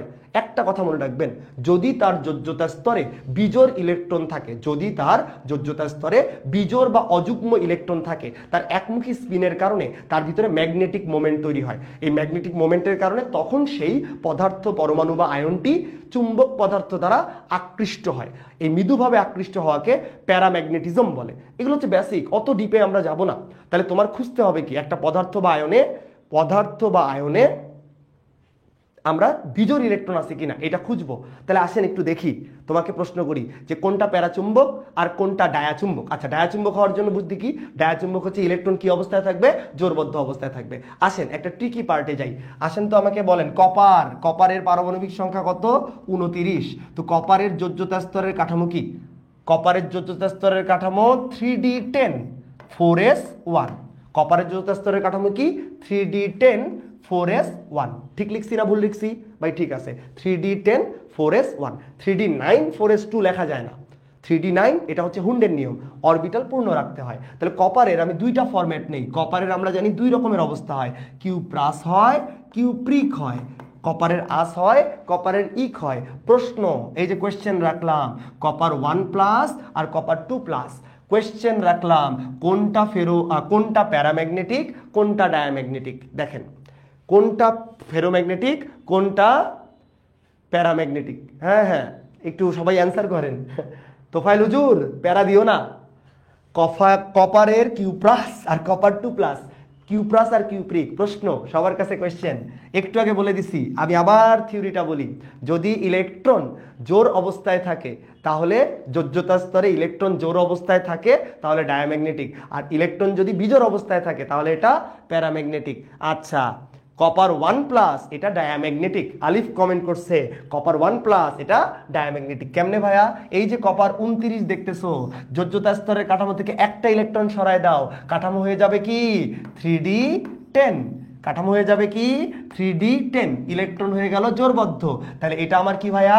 ডায়াম্যাগনেটিক। এটা আমার কি? ডায়াম্যাগনেটিক। এইগুলো একটু বুঝো, একটু বুঝো ভাইয়া। আর কপার 2+ মানে তুমি কয়টা ইলেকট্রন বের করে দিবা? দুইটা। আর দুইটা ইলেকট্রন বের করে দিলে 3d10 এর জায়গায় হয়ে যাবে 3d9। এই যে 3d9, যখনই 3d9 হয়ে গেল, বলো তো ডি অরবিটালে 3d9 যদি কাঠামো হয়, ইলেকট্রনগুলো ডি অরবিটালে কিভাবে তাদেরকে বিন্যস্ত করবে? প্রথমে একটা করে দিব ভাই, হুন্ডের নিয়ম, 5টা সমশক্তির অরবিটালে একটা করে ইলেকট্রন দিছি। তারপরে ইলেকট্রনগুলো জোড়া করা শুরু করবে, জোড়া করা শুরু করতে করতে ওই যে দেখো লাস্টে একটা বিজোড় ইলেকট্রন। এই বিজোড় ইলেকট্রনটার কারণেই কপার 2+ কি দেখায়? প্যারাম্যাগনেটিজম। কি দেখায়? প্যারাম্যাগনেটিজম। তাহলে প্যারাম্যাগনেটিক, এদেরকে বলবো প্যারাম্যাগনেটিক। ধরতে পারছি? ধরতে পারছি? যদি ধরতে না পারেন তাহলে আরেকবার বলেন। আচ্ছা, কপার 1+ আর 2+, সূক্ষ্ম জিনিসটাকে আপনাকে অবজার্ভ করতে হবে। ভর্তি পরীক্ষায় এতটুকু জিনিসই আসলে গ্যাঞ্জাম করে দেয়। আবার বলতেছি, এখন আবার বলবো না, আমরা আরেকটা টপিকে চলে যাব। আরেকটা টপিক মানে এই টপিকেই থাকবো। একটু বলতো আমাকে, তোদের কাছে একটা কোশ্চেন করি, এটা সরাই দিই, এটা ইরেজ করে দিই, এটার আমাদের আর দরকার নাই। এটা একটা টপিক যেটা আমি বোঝাইতে চাইছিলাম, এটা আমি একটু দেখাইলাম। আমি একটু জানতে চাই, ক্ষার ধাতু আর মৃৎ ক্ষার ধাতু, এই ক্ষার ধাতুর স্থায়ী জারণমান কত রে? ক্ষার ধাতুর স্থায়ী জারণমান ভাই +1, মৃৎ ক্ষার ধাতুর স্থায়ী জারণমান কত ভাই? +2। আচ্ছা, ক্ষার ধাতুগুলো একটার বেশি ইলেকট্রন দান করে না। তাহলে আমি যখন ক্ষার ধাতু বলবো, ক্ষার ধাতুর যোজ্যতা স্তরে কয়টা ইলেকট্রন ভাই? একটা। তাহলে যত ক্ষার ধাতু আছে তারা কেমন ধর্ম দেখানো উচিত ভাই? একটা বিজোড় ইলেকট্রন আছে, তাহলে তাদের ধর্ম তো হওয়া উচিত কার মতো? চুম্বক ধর্মের দিক থেকে হওয়া উচিত প্যারাম্যাগনেটিক। চুম্বক ধর্মের দিক থেকে কেমন হওয়া উচিত? প্যারাম্যাগনেটিক, কারণ ক্ষার ধাতুতে একটা করে বিজোড় ইলেকট্রন আছে। বাট যদি বলি ক্ষার ধাতুর আয়ন, তাহলে ভাই sodium 1+, lithium 1+, potassium 1+, rubidium 1+, caesium 1+, francium বললাম না, ফ্রান্সিয়াম তেজস্ক্রিয়। বলেন, এই যে 5টা আয়ন লিখছি ক্ষার ধাতুর, এরা কি? এরা প্যারাম্যাগনেটিক, এরা ফেরোম্যাগনেটিক, এরা ডায়াম্যাগনেটিক। কোনটা? ক্ষার ধাতু প্যারাম্যাগনেটিক, কিন্তু ক্ষার ধাতুর আয়ন কেমন? কোয়েশ্চেন। ক্ষার ধাতুর আয়ন কেমন? কোয়েশ্চেন। ক্ষার ধাতুর আয়ন কি? ক্ষার ধাতুর আয়ন কেমন? কোয়েশ্চেন। ক্ষার ধাতুর আয়ন কেমন? কোয়েশ্চেন। Very good. ক্ষার ধাতুর আয়ন হচ্ছে ডায়াম্যাগনেটিক। ক্ষার ধাতুর আয়ন হচ্ছে ডায়াম্যাগনেটিক, কারণ ইলেকট্রন কোন অবস্থায় চলে গেছে? জোরবদ্ধ। এবং এখান থেকে দেখেন ভাই, মৃৎক্ষার ধাতুতে অলরেডি ইলেকট্রন জোরবদ্ধ অবস্থায় আছে এবং জারণমান +2 দেওয়ার পরও হয়ে যায় জোরবদ্ধ অবস্থা। তাহলে মৃৎক্ষার ধাতু এবং তার আয়ন দুটোই কি? ডায়াম্যাগনেটিক। আচ্ছা, এটাও শিখে ফেলছি। এখন আসেন আমরা ফেরোম্যাগনেটিক নিয়ে। তো ভাই কিছু বললেন না। ফেরোম্যাগনেটিক কারা ভাইয়া? ফেরোম্যাগনেটিক কারা? যারা চুম্বক দ্বারা তীব্রভাবে আকর্ষিত হয়। মনে রাখবেন 3টা ফেরোম্যাগনেটিক মৌল আছে। আমরা বলি নিফকো বা ফেকোনি, তোমার যেটা ভালো লাগে। নিফকো মনে রাখতে পারো অথবা ফেকোনি, এরা হচ্ছে ফেরোম্যাগনেটিক বা ফেরোচুম্বক। প্রশ্ন করি একটা, যারা ফেরোচুম্বক পদার্থ, যাদেরকে চুম্বকে কনভার্ট করা যায়, প্রশ্ন করি, ফিজিক্স থেকে একটা কোয়েশ্চেন করি। আসো ফিজিক্স থেকে একটা কোয়েশ্চেন করি। আচ্ছা, ফিজিক্স থেকে একটা কোয়েশ্চেন করি। বলেন, এই যে ফেরোচুম্বক যারা, তাদেরকে প্রত্যেকটা, এই ফেরোচুম্বক পদার্থের জন্য একটা তাপমাত্রা আছে, যে তাপমাত্রা এদেরকে উত্তপ্ত করলে তার চুম্বকত্ব লোপ পায়। প্রশ্ন, ফেরোচুম্বক পদার্থের জন্য যে তাপমাত্রায় তাদেরকে উত্তপ্ত করলে তাদের চুম্বকত্ব লোপ পায়, তাদেরকে সেই তাপমাত্রাকে কি বলে? যে তাপমাত্রায় ফেরোচুম্বক পদার্থের চুম্বকত্ব লোপ পায়। হ্যাঁ, ফাহাদ ইবনে মাহফুজ বলছে ফেকনি, আমি বলবো নিফকো। নিফকো আসেন, নিফকো 20 বিন্দুতে এক্স্যাক্টলি ফকিন্নি, এক্স্যাক্টলি আরেকটা সুন্দর সূত্র। এই ফকিন্নি দিয়ে কি মনে রাখা যায়? আসেন, আমি টাঙ্গাইল থেকে ক্লাস নিচ্ছি, ফাহাদ ইবনে মাহফুজ থেকে একটু পড়াই দেই। ফকিন্নি থেকে কি মনে রাখা যায় জানেন? যারা এইচএসসি 24 বা 25 যারা জৈব যৌগ পড়ছো, যদি পড়ে থাকো, আলকাত্রাকে আংশিক পাতন করলে যে মধ্যম তেল পাওয়া যায়, মধ্যম তেলের উপাদানগুলোর নাম ফকিন্নি। মধ্যম তেলের উপাদানগুলোর নাম ফকিন্নি। ফকিন্নি মধ্যম তেলের উপাদান। ফকিন্নিতে কি? Phenol, cresol, naphthalene. Phenol, cresol, naphthalene. তাহলে ফকিন্নি দিয়ে এইটা আরো সুন্দর মনে রাখা যায়। আলকাত্রা, আলকাত্রার আংশিক পাতনে পাওয়া যায় মধ্যম তেল। মধ্যম তেলের উপাদান কি? ফকিন্নি। হোয়াট ইজ ফকিন্নি? Phenol, cresol, naphthalene. Fahad Ibne Mahfuz দেখো, তোমার ওই টেকনিক দিয়ে আরো একটা জিনিস মনে রাখা যায়। আসো পরের জিনিস পড়াই। এই যে নিফকো, ভাই বলতেছে নিফকো। কেন ভাই বলতেছে নিফকো? কারণ যে তাপমাত্রায় এদের চুম্বকত্ব লোপ পায় তাকে 20 তাপমাত্রা বলে। এই 20 তাপমাত্রাগুলো মনে রাখার জন্য সিরিয়ালটা মনে রাখবো। নিকেলের 20 তাপমাত্রা 400, আয়রনের 20 তাপমাত্রা, ফেরাসের 20 তাপমাত্রা 770, কোবাল্টের 20 তাপমাত্রা 1100 ডিগ্রি সেলসিয়াস। তাহলে আমরা কি করব? আমরা এই সিরিয়ালটা মনে রাখবো, আর সিরিয়ালটার পাশাপাশি এই তাপমাত্রার সিকোয়েন্সে মনে রাখবো 400, 770, 1100। এইটা একটা ম্যাথ কোয়েশ্চেন, মেডিকেলে আসা ফিজিক্স থেকে একটা কোয়েশ্চেন। তাহলে ফিজিক্সের কোয়েশ্চেন আমরা পড়াই দিলাম। এগুলো কিন্তু পরীক্ষার জন্য লাগবে ভাই, পরীক্ষার জন্য লাগবে। এইচএসসি 26 তো কান্নাকাটি করিস না ভাই, আমরা কিন্তু সময় মতো আপনাদেরকে ওই লেভেলে পৌঁছাই দিব। ফকিন্নি তোর মনে রাখার দরকার নেই, তুই নিফকো মনে রাখ। যখন সময় আসবে তখন তুই ফকিন্নি মনে রাখিস ভাই। এটা কিন্তু মেডিকেলের কোয়েশ্চেন, এটা কিন্তু মেডিকেলের কোয়েশ্চেন। তাহলে এটাকে আমরা মিশাই দিই, এটা আমাদের দরকার নাই আর, আমরা পড়ে ফেলছি। দেখেন এস ব্লক আমরা আলোচনা করছি, ডি ব্লকের একটুখানি আলোচনা করছি ভাই। এফ ব্লক নিয়ে তো কোনো কথাবার্তা বললেন না। এফ ব্লক নিয়ে আসেন, একটু কথাবার্তা বলি। এফ ব্লক সবচাইতে সহজ। কেমনে সবচাইতে সহজ? পর্যায় সারণীর নিচে আলাদা করে স্থান দেওয়া আছে দুইটা সিরিজ। একটা সিরিজের নাম হচ্ছে ল্যান্থানাইট সিরিজ, আর একটা সিরিজের নাম কি? Actinide series. ল্যান্থানাইট আর হচ্ছে অ্যাক্টিনাইট। আমি আপনাদেরকে এটা সহজ করে দিচ্ছি, ভয় পাওয়ার কোনো কারণ নাই। ল্যান্থানাইট সিরিজ আর হচ্ছে অ্যাক্টিনাইট সিরিজ। ল্যান্থানাইট সিরিজেও 15টা মৌল, অ্যাক্টিনাইট সিরিজেও 15টা মৌল। ল্যান্থানাইট সিরিজ শুরু হয় কি দিয়ে? নামের সাথে মিল রেখে, ল্যান্থানাম। পারমাণবিক সংখ্যা 57। শিখাই দিব কেমনে মনে রাখা যায়। 57 থেকে, যেহেতু 15টা মৌল, 57-র পরে 15 যোগ করব। 15 যোগ করলে কত হবে? 15 না, 57 তো নিজেও আছে, 14 যোগ করব। 57 নিজেও আছে, 14 যোগ করব, হয়ে যাবে কত? 71। 57 থেকে 71 ল্যান্থানাইট সিরিজ। অ্যাক্টিনাইট সিরিজ কি? অ্যাক্টিনিয়াম 89 থেকে লরেন্সিয়াম 103। ভাই একটা কঠিন, এই যে আমি বলতেছি সহজ, কিন্তু এটা অনেকের জন্যই কঠিন, এটা অনেকের জন্যই কঠিন। এইটা ভাই মাথায় রাখতে হবে। এইটা হচ্ছে কোশ্চেন খারাপ হইলে এগুলো দিবে। ল্যান্থানাইট সিরিজের বিস্তৃতি কি? ল্যান্থানাম থেকে লুটেশিয়াম। অ্যাক্টিনাইট সিরিজের বিস্তৃতি কি? অ্যাক্টিনিয়াম থেকে লরেন্সিয়াম। অ্যাক্টিনিয়াম থেকে লরেন্সিয়াম। একটু আমার সাথে ওই দিক থেকেও বলে ফেল, স্ক্রিনের ওপাশ থেকেও তোরা বলে ফেল। ল্যান্থানাম থেকে লুটেশিয়াম ল্যান্থানাইট, অ্যাক্টিনিয়াম থেকে লরেন্সিয়াম অ্যাক্টিনাইট।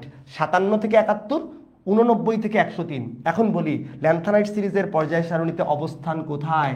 ল্যান্থানাইট সিরিজের পর্যায় সারণীতে অবস্থান 6-এর 3। অ্যাক্টিনাইট সিরিজের পর্যায় সারণীতে অবস্থান কোথায়? 7-এর 3। ভাই বুঝি নাই, 6-এর 3 কি 7-এর 3 কি? 6-এর 3 কি 7-এর 3 কি? 6-এর 3 কি 7-এর 3 কি? তাহলে 6-এর 3 মানে হচ্ছে পর্যায় 6 গ্রুপ 3। 7-এর 3 মানে হচ্ছে পর্যায় 7 গ্রুপ 3।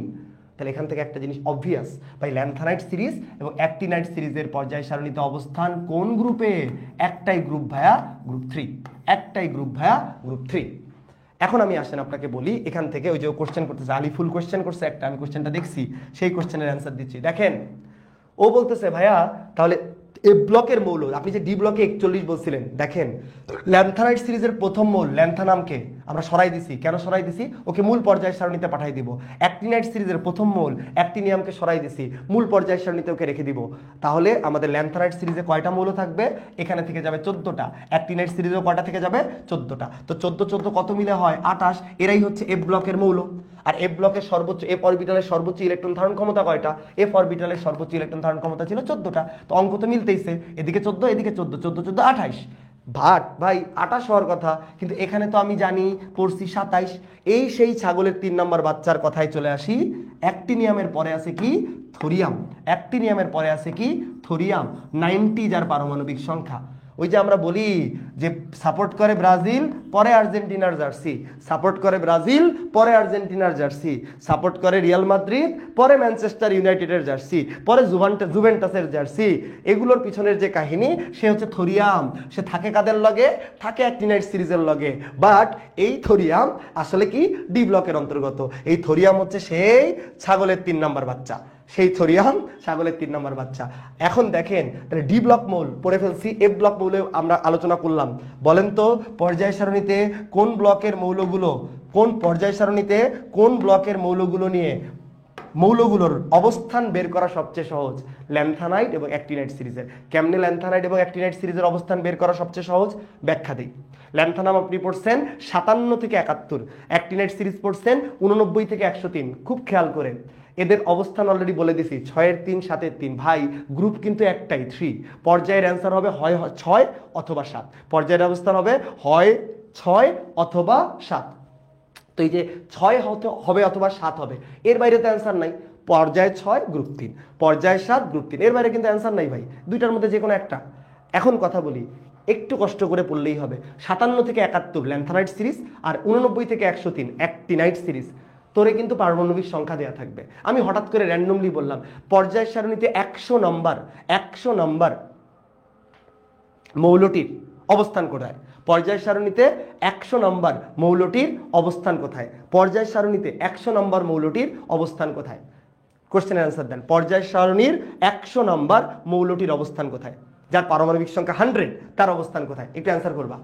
বা পর্যায় সারণীতে হঠাৎ করে কোশ্চেন করলো ইউরেনিয়ামের অবস্থান কোথায়? দুইটা কোশ্চেন করছি। 1 নম্বর কোশ্চেন 100 নম্বর মৌলটির অবস্থান কোথায়, 2 নম্বর কোশ্চেন ইউরেনিয়ামের অবস্থান কোথায়? ইউরেনিয়ামের অবস্থান কোথায়? অবস্থান কোথায়? Very good. এখানে কোশ্চেন অ্যান্সার দিচ্ছে অনেকেই, অলরেডি অ্যান্সার দিচ্ছে 7 এর 3। আরে ভাই একটু আগে যে বললাম, কি বলছি? 89 থেকে 103-এর মধ্যে যারাই আছে তাদের অবস্থান কোথায়? অ্যাক্টিনাইট সিরিজে। তাদের পর্যায় কত? 7, গ্রুপ কত? 3। বলেন ইউরেনিয়ামের পারমাণবিক সংখ্যা কত? ইউরেনিয়ামের পারমাণবিক সংখ্যা কত? ইউরেনিয়ামের পারমাণবিক সংখ্যা 92। ইউরেনিয়ামের পারমাণবিক সংখ্যা 92। 100 নম্বর মৌলটির পর্যায় সারণীতে অবস্থান কোথায়? গ্রুপ 3, পর্যায় 7। তাহলে এফ ব্লকের মৌলগুলোর পর্যায় সারণীতে অবস্থান বের করা সবচাইতে সহজ। এখান থেকে কি কোশ্চেন আসছিল বলি? ল্যান্থানাইট সিরিজের অন্তর্গত কোনটি? তো ল্যান্থানাইট সিরিজের অন্তর্গত এবং অপশনে কি ছিল জানিস? ল্যান্থানাম। এটা কোনো কোশ্চেন হইল? Is this a joke? এই জোক ছিল, মেডিকেল ভর্তি পরীক্ষা আসছিল। ল্যান্থানাইট সিরিজের অন্তর্গত কোনটি? অ্যান্সার কি? ল্যান্থানাম।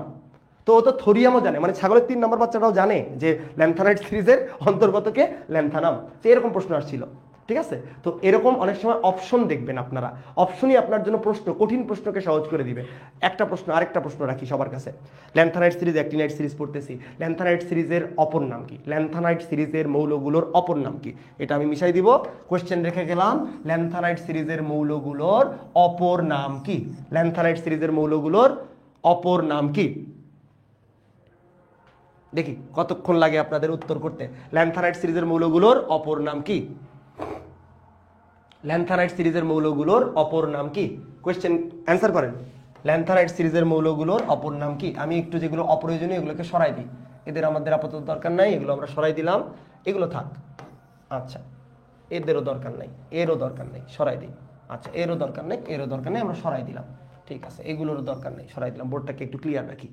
আচ্ছা, বিরল মৃত্তিকা ধাতু, বিরল মৃত্তিকা ধাতু মাটিতে কম পাওয়া যায়, rare earth element, rare earth element বলা হয়। আচ্ছা, এখন আসেন ভাই, এইখানেই থাকবেন, শুধু এখানেই ঘুরাবেন। দিন শেষে সামারি কি দাঁড়াইলো? এস ব্লক মৌলের সংখ্যা কয়টা ভাইয়া? 14টা। ডি ব্লক উল্টাই দিব ভাই, 41টা। পি ব্লক 6 গ্রুপে 6টা ভাই, 36টা। ডি ব্লক মৌলের সংখ্যা, এফ ব্লক মৌলের সংখ্যা কয়টা ভাইয়া? 27টা। আরেকটা কথা বলি, তুই কিন্তু 50টা মৌলের নাম এবং বংশ পরিচয় জানিস, এই যে এখানে যে 50টা লিখছি, মোটামুটি এখানে 50টা, অ্যালুমিনিয়াম, গ্যালিয়াম, ইন্ডিয়ামটা সরে গেছে, ইন্ডিয়ামটা লিখে দেই, থ্যালিয়াম, নিওনিয়াম, নিওনিয়ামের এন কেটে গেছে। এখানে যে 50টা মৌল লিখছি তাদের কিন্তু নাম এবং বংশ পরিচয় তুই জানিস কেমনে আমি বলি? হেলিনাকে রুবি সাজাবে ফ্রান্সে, বিরিয়ানি মোগলাই কাবাব সরিয়ে বাটিতে রাখো, বোনামার গেল ইন্ডিয়া, থাইল্যান্ড, নিউজিল্যান্ড, কাল সিরিয়া জার্মানিতে সোনা পাবে ফের, নলকূপের পানিতে আর্সেনিক অ্যান্টিমনি বিদ্যমান, OSSE তে পড়লো। হ্যালোজেন আর নিষ্ক্রিয় গ্যাসের নাম তুই এমনিই পারিস। এখন দেখ এই পারমাণবিক সংখ্যা, এই যে 50টা মৌল এস আর পি ব্লকের, যাদেরকে আমরা প্রতিনিধিত্বমূলক মৌল বলি, তাদের পারমাণবিক সংখ্যা কিভাবে ম্যাজিক দিয়ে দেখানো যায়, আসেন একটা ম্যাজিক করে দিই। একটা ম্যাজিক করি যার মাধ্যমে সবগুলো পারমাণবিক সংখ্যা শিখবো। তার জন্য একটা জিনিস শিখতে হবে, একটা কষ্ট করবি, নিষ্ক্রিয় গ্যাসের পারমাণবিক সংখ্যাগুলো। হিলিয়ামের পারমাণবিক সংখ্যা 2, নিয়নের 10, আর্গনের 18, ক্রিপ্টনের 36, জেননের 54, রেডনের 86, আর শেষেরটার অবশ্যই কত ভাই? 118। তাহলে একবার একটু মুখস্থ করে ফেল। 2, 10, 18, 36, 54, 86, 118। 2, 10, 18, 36, 54, 86, 118। 2, 10, 18, 36, 54, 86, 118। নিষ্ক্রিয় গ্যাসের পারমাণবিক সংখ্যা পারিস, এস এবং পি ব্লকের সবার পারমাণবিক সংখ্যা তুই পারিস। ভাই কেমনে? এই বল, নিষ্ক্রিয় গ্যাসের পরবর্তী মৌল একটা কি? নিষ্ক্রিয় গ্যাসের পরবর্তী মৌল একটা ক্ষার ধাতু। নিষ্ক্রিয় গ্যাসের পরবর্তী মৌল একটা ক্ষার ধাতু। নিষ্ক্রিয় গ্যাসের মৌলগুলোর পারমাণবিক সংখ্যার সাথে 1 যোগ করলে তাহলে কি পেয়ে যাবো? ক্ষার ধাতু। 2 আর 1 ভাই লিথিয়াম 3, 10 আর 1 11, এখন খালি যোগ করে যাবো। 18 আর 1 19, 36 আর 1 37, 54 আর 1 55, 86 আর 1 87। আবেগের বসে আরো যোগ করে 119 বানাইস না। 119 নাম্বার দুনিয়াতে এখনো আসে নাই, তোরা আবিষ্কার করবি তখন 119 আসবে। ঠিক আছে, 118 পর্যন্ত আছে। 1 যোগ করলে হয় ক্ষার ধাতু, 2 যোগ করলে কি হবে? মৃৎ ক্ষার ধাতু। 2 যোগ করলে কি হবে? মৃৎ ক্ষার ধাতু। নাম পারি, পারমাণবিক সংখ্যা পারি। দেখেন আপনি 18 নম্বর গ্রুপের মৌলগুলোর পারমাণবিক সংখ্যা পারেন, তাহলে অবভিয়াসলি আপনি 17, 16, 15, 14, 13 পারবেন। 1 বিয়োগ করলে 17, 2 বিয়োগ করলে 16, 3 বিয়োগ করলে 15, 4 বিয়োগ করলে 14, 5 বিয়োগ করলে 13। বুঝতে পারছেন? তাহলে এখন দেখেন অনেকে আবেগের বসে ভাই 13 বের করবো, তাহলে 18 থেকে 5 বিয়োগ করবো, 13 বের করবো, 18 থেকে 5 বিয়োগ করবো। আবেগের বসে হিলিয়ামের 2 থেকে 5 বিয়োগ করতেছে, -3। হবে রে? হবে না তো। কেন হবে না? এই হিলিয়াম আর হাইড্রোজেন এরা প্রথম পর্যায়ে থাকে, প্রথম পর্যায়ে আর কোনো মৌল নাই, তাহলে বিয়োগ করতে হবে দ্বিতীয় পর্যায় থেকে। তাহলে 10 থেকে 5 বিয়োগ করে দিলি 5, 13 থেকে 18 থেকে 5 বিয়োগ করে দিলি 13, 36 থেকে 5 বিয়োগ করে দিলি 31। আমরা কিন্তু গ্রুপ 13 এর পারমাণবিক সংখ্যা বের করে ফেলছি। 54 থেকে 5 বিয়োগ করে দিলি 49, 86 থেকে 5 বিয়োগ করে দিলি 81। নিওনিয়ামের পারমাণবিক সংখ্যা 118 থেকে 5 বিয়োগ করে দিলি 113। ভাই এগুলো তুই সব পারবি, খালি সিম্পল আইডিয়া। 2, 10, 18, 36, 54, 86, 118। পরেরটাতে আসি, দেখ কোন পর্যায়ে কোন মৌল দিয়ে শুরু হয়, কোন মৌল দিয়ে শেষ হয়, এটাও আমরা পারি। প্রথম পর্যায়ে হাইড্রোজেন আর হিলিয়াম। প্রথম পর্যায়ে কয়টা মৌল ভাইয়া? মাত্র 2টা। দ্বিতীয় পর্যায়ে লিথিয়াম দিয়ে শুরু, কি দিয়ে শেষ? নিয়ন দিয়ে শেষ। কয়টা মৌল? 8টা। পরের পর্যায়েও কয়টা মৌল? 8টা। সোডিয়াম 11, আমার আর্গন 18, পটাশিয়াম 19 থেকে ক্রিপ্টন 36 পর্যন্ত 18টা মৌল। এই যে 2, 8, 8 লিখতেছি, 18, তারপরে আবারও রুবিডিয়াম থেকে যখন তুমি জেননে যাবা 18, তুমি যখন সিজিয়াম থেকে রুবিডিয়াম থেকে জেনন, সিজিয়াম থেকে রেডনে যাবা তখনও 32, এবং ফ্রান্সিয়াম থেকে যখন অর্গানেশনে যাবা তখনও 32। এই যে 2, 8, 8, 18, 18, 32, 32, এটাই হচ্ছে ইলেকট্রন বিন্যাসের ম্যাজিক নাম্বার। এবং এই ম্যাজিকের কিন্তু অনেক অবদান আছে পর্যায় সারণীতে। পর্যায় সারণী game of numbers, game of numbers. হ্যাঁ, আমাদের অভিদাতার খেলা পর্যায় সারণী, আমাদের রাকিবুলের খেলা হচ্ছে পর্যায় সারণী। ঠিক আছে, এই যে পর্যায় সারণী, রাকিবুলের পর্যায় সারণী ম্যাথের ইম্প্যাক্ট দেখেন। 2, 8, 8, 18, 18, 32, 32 পর্যায় সারণীতে ম্যাথের ইম্প্যাক্ট। ম্যাথ লাগবে কিন্তু, এবং এটাই কিন্তু কোন পর্যায়ে কতগুলো মৌল আছে তার সংখ্যা। প্রথম পর্যায়ে 2টা, দ্বিতীয় পর্যায়ে, তৃতীয় পর্যায়ে 8টা, চতুর্থ এবং পঞ্চম পর্যায়ে 18টা, ষষ্ঠ এবং সপ্তম পর্যায়ে 32টা। এই জন্য প্রথম পর্যায়কে বলা হয় অতি ক্ষুদ্র পর্যায়, অতি হ্রস্ব পর্যায়। দ্বিতীয় এবং তৃতীয় পর্যায়কে বলা হয় ক্ষুদ্র পর্যায়। চতুর্থ এবং পঞ্চম পর্যায়ে 18টা করে মৌল, তাই বলা হয় দীর্ঘ পর্যায়। আর ষষ্ঠ এবং সপ্তম পর্যায়ে 32টা করে মৌল, তাই বলা হয় অতি দীর্ঘ পর্যায়। ভাই কি? অতি ক্ষুদ্র, ক্ষুদ্র ক্ষুদ্র, দীর্ঘ দীর্ঘ, অতি দীর্ঘ, অতি দীর্ঘ। আবার বলি, অতি ক্ষুদ্র, ক্ষুদ্র ক্ষুদ্র, দীর্ঘ দীর্ঘ, অতি দীর্ঘ, অতি দীর্ঘ। আশা করি বুঝতে পারছেন। এখন আসেন, নাম্বার গেমও শিখাই ফেলছি। একটা গ্রুপে উপর থেকে নিচে আসলে, বাম থেকে ডানে গেলে কি পরিবর্তন আসে, উপর থেকে নিচে গেলে কি পরিবর্তন আসে, এই জিনিসগুলো নিয়ে আমরা একটু আলোচনা করবো। এটা থাক, এটার সাপেক্ষেই আলোচনা করব। বলেন, একটা গ্রুপে যখন উপর থেকে নিচে যান, এইটা আজকে শিখবি, একটু অনুরোধ করি, এই 15 মিনিট খুব ভালো করে মনোযোগ, এই 15 মিনিট খুব ভালো করে মনোযোগ দিবি, এই 15 মিনিট খুব ভালো করে মনোযোগ দিবি। আমি পারমাণবিক সংখ্যা এভাবেই বের করা যায়, যারা দেখতেছো, যারা আগে কখনো শেখো নাই, এটা একটা অনেক সুন্দর উপায়।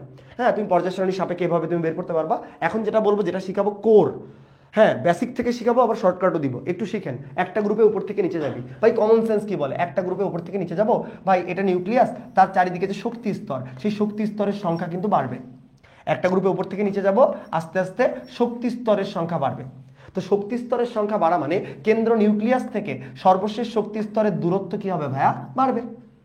যখনই তোমার দূরত্ব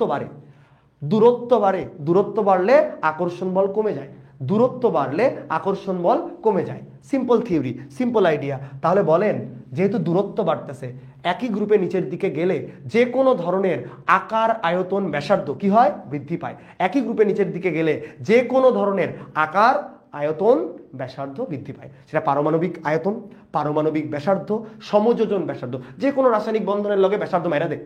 আয়নিক ব্যাসার্ধ, আয়নিক বন্ধনের ব্যাসার্ধ, সমযোজী ব্যাসার্ধ, সমযোজন ব্যাসার্ধ। আকার বাড়বে মানে ব্যাসার্ধ কি হবে, এই ছোট হবে না বড় হবে, বড় হবে। তাহলে যে কোনো ধরনের আকার, আয়তন, ব্যাসার্ধ একটা গ্রুপে নিচের দিকে গেলে বড় হয়। তাহলে আমি যদি বলি, এই লিথিয়াম বড় না রুবিডিয়াম বড় সাইজে, রুবিডিয়াম বড়। এই ক্যালসিয়াম বড় না বেরিয়াম বড়, ভাই বেরিয়াম সাইজে বড়, বেরিয়ামের পারমাণবিক ব্যাসার্ধ বেশি। Simple idea.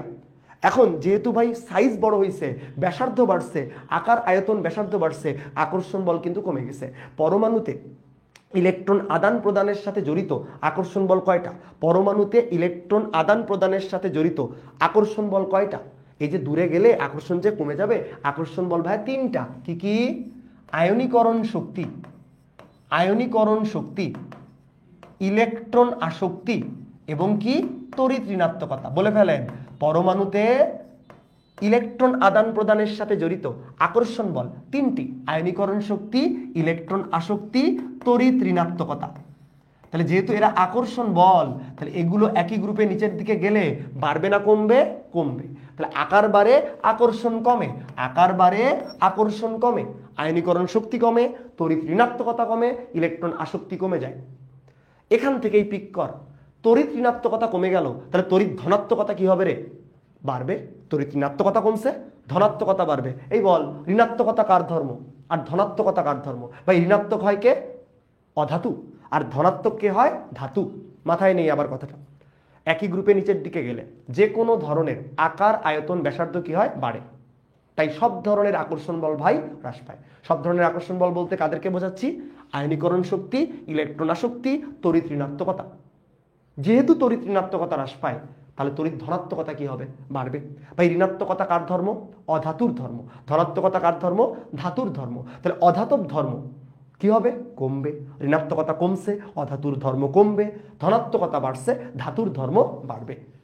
বুঝছি এতটুকু? তাহলে একটা গ্রুপে নিচের দিকে গেলে চোখ বন্ধ করে ভাই, অধাতব ধর্ম সক্রিয়তা হ্রাস, ধাতব ধর্ম সক্রিয়তা বৃদ্ধি। তাকাই, অঙ্ক মিলাই। এ ভাই কার্বন কি ভাই? অধাতু। ভাই সিলিকন, জার্মেনিয়াম, ভাই সিলিকন, জার্মেনিয়াম এরা কি ভাই? অর্ধধাতু। অধাতু থেকে অর্ধধাতু, অপধাতু, সেমিকন্ডাক্টর। ভাই টিন, লেড এরা কি ভাই? ধাতু। তাহলে একটা গ্রুপে নিচের দিকে গেছি, অধাতব ধর্ম কমছে, আস্তে আস্তে অর্ধধাতু থেকে ধাতুতে পরিণত হয়েছে। হঠাৎ করে কোশ্চেন করলাম যে এই গ্রুপ 1-এর মধ্যে কার ধাতব ধর্ম সবচেয়ে বেশি? ঠিক আছে, আমি ফ্রান্সিয়ামকে অপশন থেকে সরাই দিলাম। ফ্রান্সিয়াম তেজস্ক্রিয়, তাহলে সবচেয়ে ধাতব ধর্ম কার বেশি হওয়ার কথা?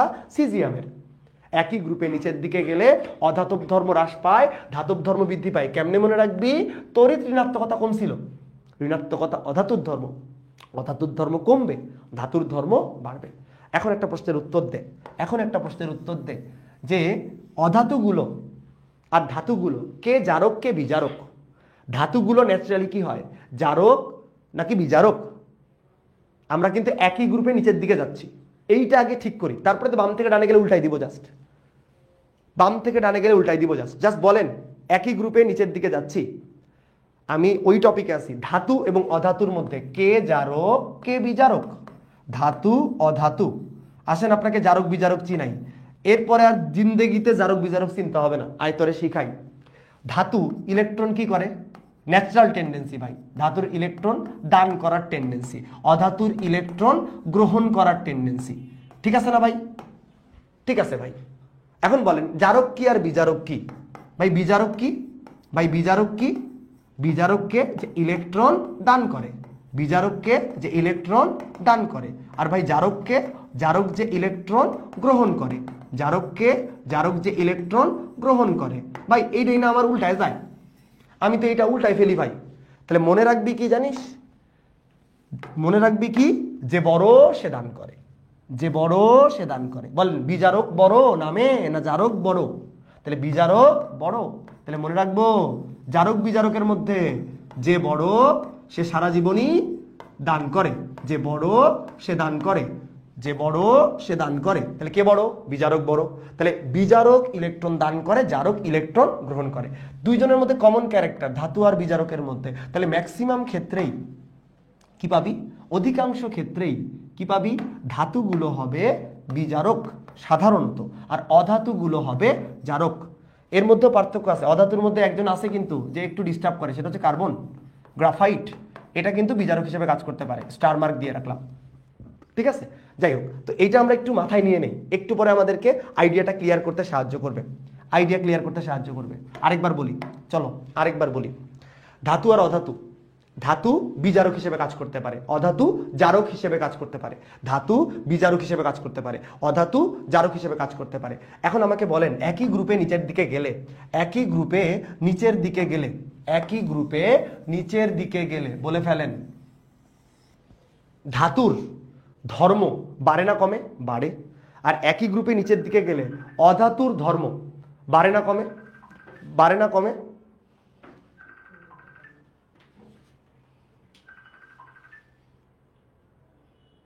দেখি এক সেকেন্ড, এক সেকেন্ড। ওকে, একটু কারিগরি ত্রুটি এই জন্য, হ্যাঁ কল আসছিল। ওকে, তো একটা ধাতব ধর্ম বৃদ্ধি পায়, অধাতব ধর্ম হ্রাস পায়। কেটে দাও, কেটে দাও। অধাতব ধর্ম হ্রাস পায়, ধাতব ধর্ম বৃদ্ধি পায়। তাহলে ধাতুর বিজারক হিসেবে কাজ করার ক্ষমতা, বলেন একই গ্রুপে নিচের দিকে যখন যাচ্ছিস তখন বিজারক হিসেবে কাজ করার ক্ষমতা, বিজারক হিসেবে কাজ করার ক্ষমতা, বলেন ফ্লো নষ্ট হয়ে গেল।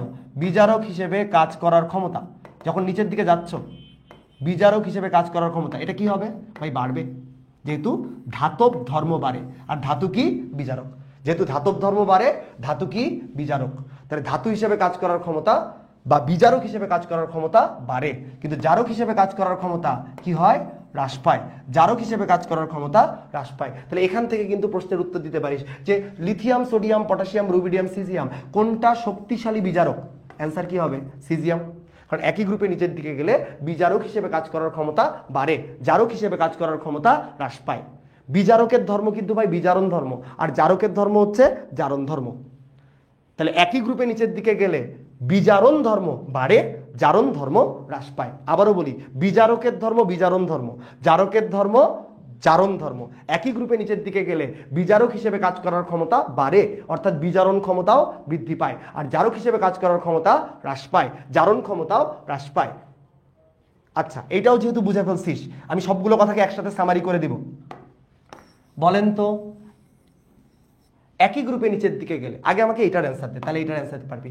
অক্সাইড নরমালি সাধারণত ধাতুর অক্সাইডগুলো কেমন হওয়া উচিত? অম্লধর্মী না ক্ষারধর্মী? প্রশ্ন। ধাতুর অক্সাইডগুলো নরমালি শক্তিশালী ধাতু যারা, তাদের অক্সাইডগুলো সাধারণত কেমন হয়? ক্ষারধর্মী হয়। আর অধাতুর অক্সাইডগুলো, অধাতুর অক্সাইডগুলো কেমন হয়? অধাতুর অক্সাইড। ভাই এটা পড়া সবচেয়ে সহজ।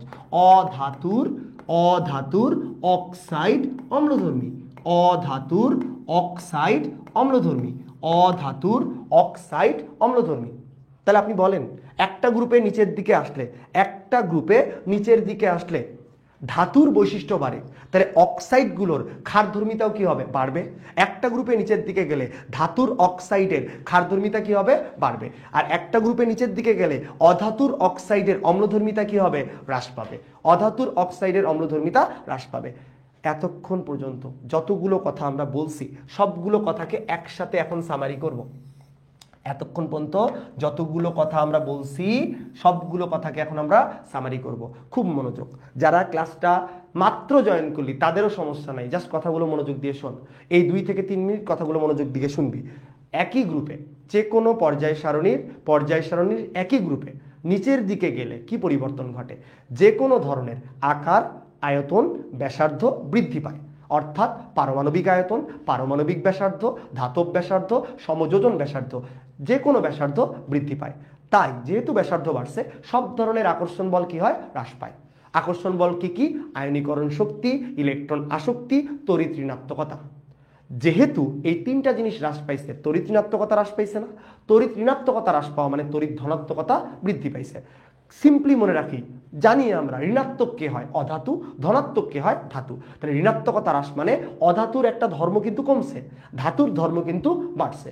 অর্থাৎ অধাতব ধর্ম এবং সক্রিয়তা হ্রাস, আর ধাতুর ধর্ম এবং সক্রিয়তা কি হয়? বৃদ্ধি পায়।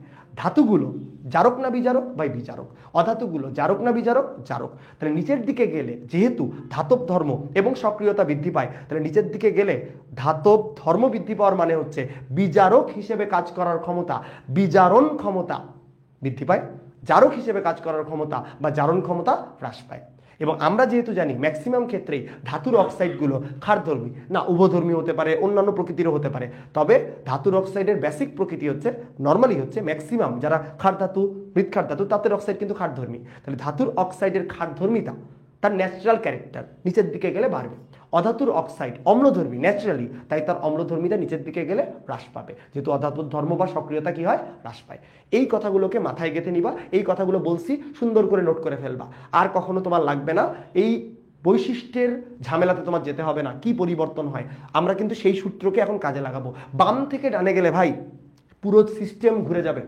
বাম থেকে ডানে গেলে পুরো সিস্টেম ঘুরে যাবে। বাম থেকে ডানে গেলে কিন্তু আকার ছোট হয়ে যায়। প্রথমখানেই যেহেতু উল্টাইছে, সব উল্টাবে। বাম থেকে ডানে গেলে আকার কি হয়? ছোট হয়। আকার ছোট হলেই আয়নীকরণ শক্তি, ইলেকট্রন আসক্তি, তড়িৎ ঋণাত্মকতা এগুলো বৃদ্ধি পায়। দেখেন, আসেন দেখাই তড়িৎ ঋণাত্মকতা বৃদ্ধি পায়। আসেন দেখাই তড়িৎ ঋণাত্মকতা বৃদ্ধি পায়। আসেন দেখাই তড়িৎ ঋণাত্মকতা বৃদ্ধি পায় বাম থেকে ডানে। আচ্ছা, দ্বিতীয় পর্যায়ে থাকি। কোথায় দ্বিতীয় পর্যায়ে? আমি আরেকবার একটু আলাদা করে দ্বিতীয় পর্যায়টা লিখি। দ্বিতীয় পর্যায়ে আসেন। দ্বিতীয় পর্যায়ের বাম থেকে ডানে যাব, মৌলগুলোর নাম লিখে ফেলি। লিথিয়াম, বেরিলিয়াম, তারপরে কি আছে? Boron, carbon, nitrogen, oxygen, fluorine, neon. এই হচ্ছে বাম থেকে ডানে দ্বিতীয় পর্যায়ের 8টা মৌল। বাম থেকে ডানে যে তড়িৎ ঋণাত্মকতা বাড়ে তারও একটা নির্দিষ্ট লজিক আছে ভাইয়া, তারও একটা নির্দিষ্ট লজিক আছে। বাম থেকে ডানে লিথিয়াম হচ্ছে প্রথম মৌল, মনে রাখবি লিথিয়াম ফার্স্ট বয়, তাই তার তড়িৎ ঋণাত্মকতা 1। তাহলে বাম থেকে ডানে গেলে বাড়বে। দ্বিতীয় পর্যায়ে কত করে বাড়ে? প্রথম মৌলের সাথে পরবর্তী মৌলগুলোতে কত করে যোগ করব? 0.5 যোগ করব। কত যোগ করব? 0.5 যোগ করব। বাম থেকে ডানে ভাই বলছে বাড়ে। তাহলে লিথিয়ামের যদি 1 হয়, বেরিলিয়ামের 1.5, বোরনের 2.0, কার্বনের 2.5। দেখেন একটা মনে রাখছিস, বাকি সবগুলো তোর জন্য পড়া হয়ে গেছে। 2.5, নাইট্রোজেন 3.0, অক্সিজেন 3.5, ফ্লোরিন 4.0। তাহলে বাম থেকে ডানে আসলে তড়িৎ ঋণাত্মকতা আমি দেখতে পাচ্ছি বাড়তেছে।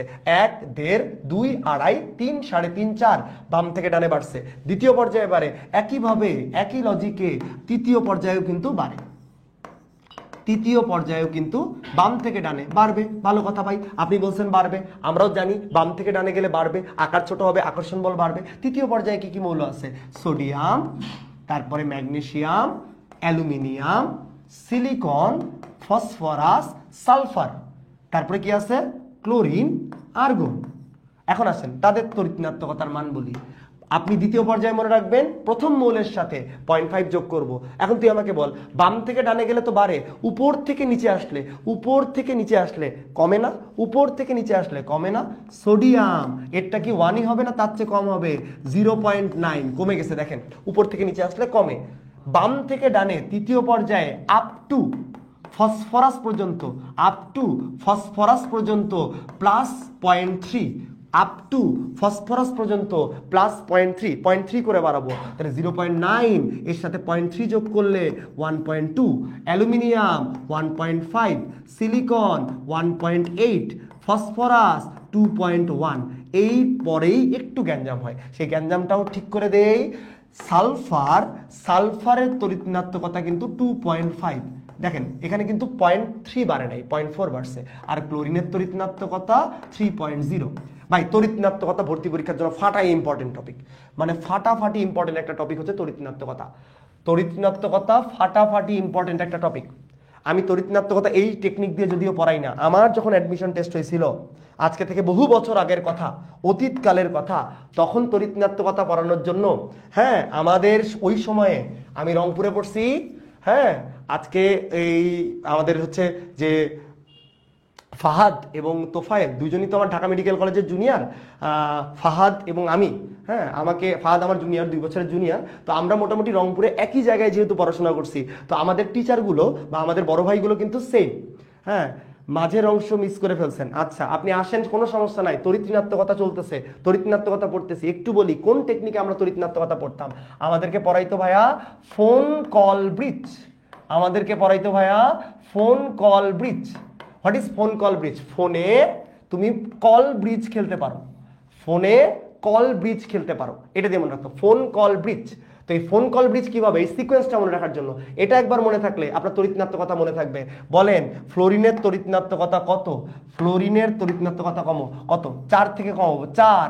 অক্সিজেন 3.5, নাইট্রোজেন 3, ক্লোরিন 3, তারপরে হচ্ছে সরি মিশাই দেই একটু,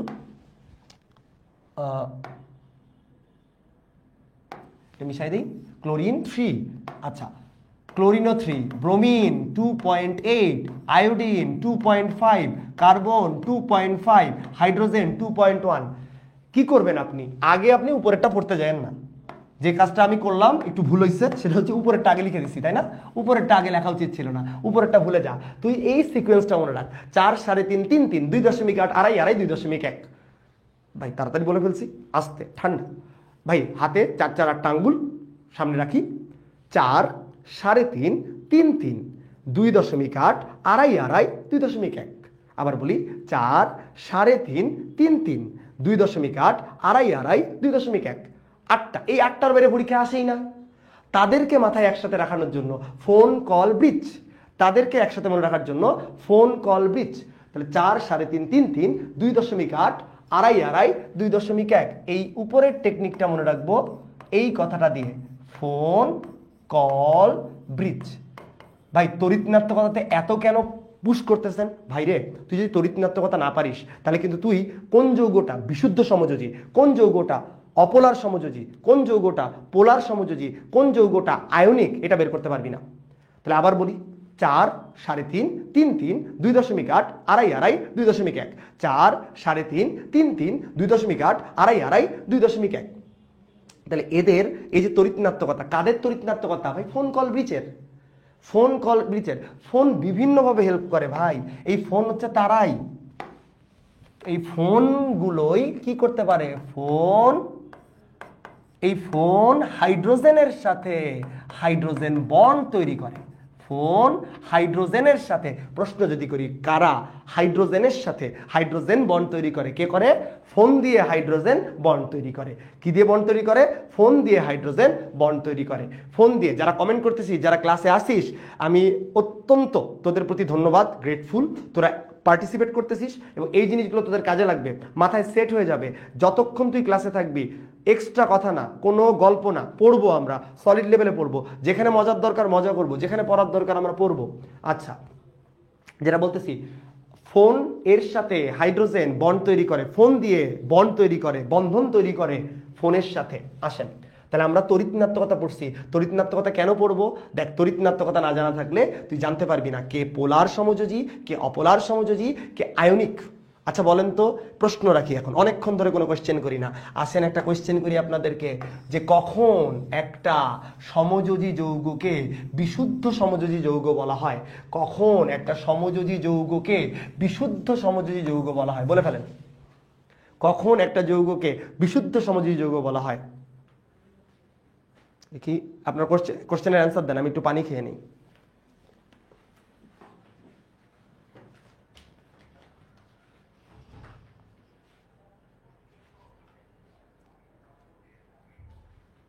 আমি একটু পানি খেয়ে নেই। আপনারা একটু প্রশ্নটার উত্তর দেন।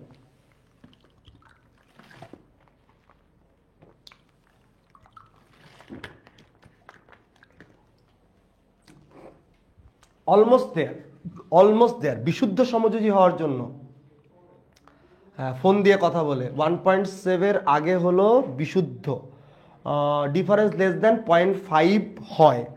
আচ্ছা, যখন দুইটা মৌল সেম থাকে, রেহেনা খাতুনেরটা বেশি কারেক্ট ভাই রে। একদম যদি তুই বলিস বিশুদ্ধ সমযোজী, তাহলে কিন্তু তড়িৎ ঋণাত্মকতার পার্থক্য ডেল ইএন, ইলেকট্রোনেগেটিভিটি পার্থক্য 0 হলে আমরা তাকে বিশুদ্ধ সমযোজী বলি। যদি 0.5 কম হয় তখন আমরা তাকে অপোলার সমযোজী বলি। 0.5 কম হলে তাকে আমরা অপোলার সমযোজী বলি। তাহলে অপোলার সমযোজী কখন? যদি তড়িৎ ঋণাত্মকতার পার্থক্য 0.5 এর কম। 0.5 টাচ করা যাবে না ভাই, 0.5 ছুঁয়ে দিলেই তুমি হয়ে যাবা পোলার। 0.5 ছুঁয়ে দিলেই তুমি কি হয়ে যাবা?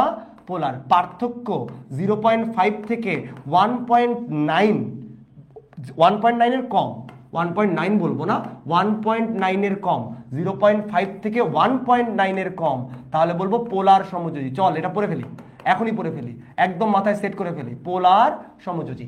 তাহলে আসেন, যদি পার্থক্য 0 হয় তাহলে বলবো বিশুদ্ধ সমযোজী। দুনিয়াতে যত মৌলিক অণু আছে, N2, H2, X2, H2, যত মৌলিক অণু আছে তাদের তড়িৎ ঋণাত্মকতার পার্থক্য কত থাকে? 0। তারাই আসলে অ্যাবসলিউট কোভ্যালেন্ট, বিশুদ্ধ সমযোজী।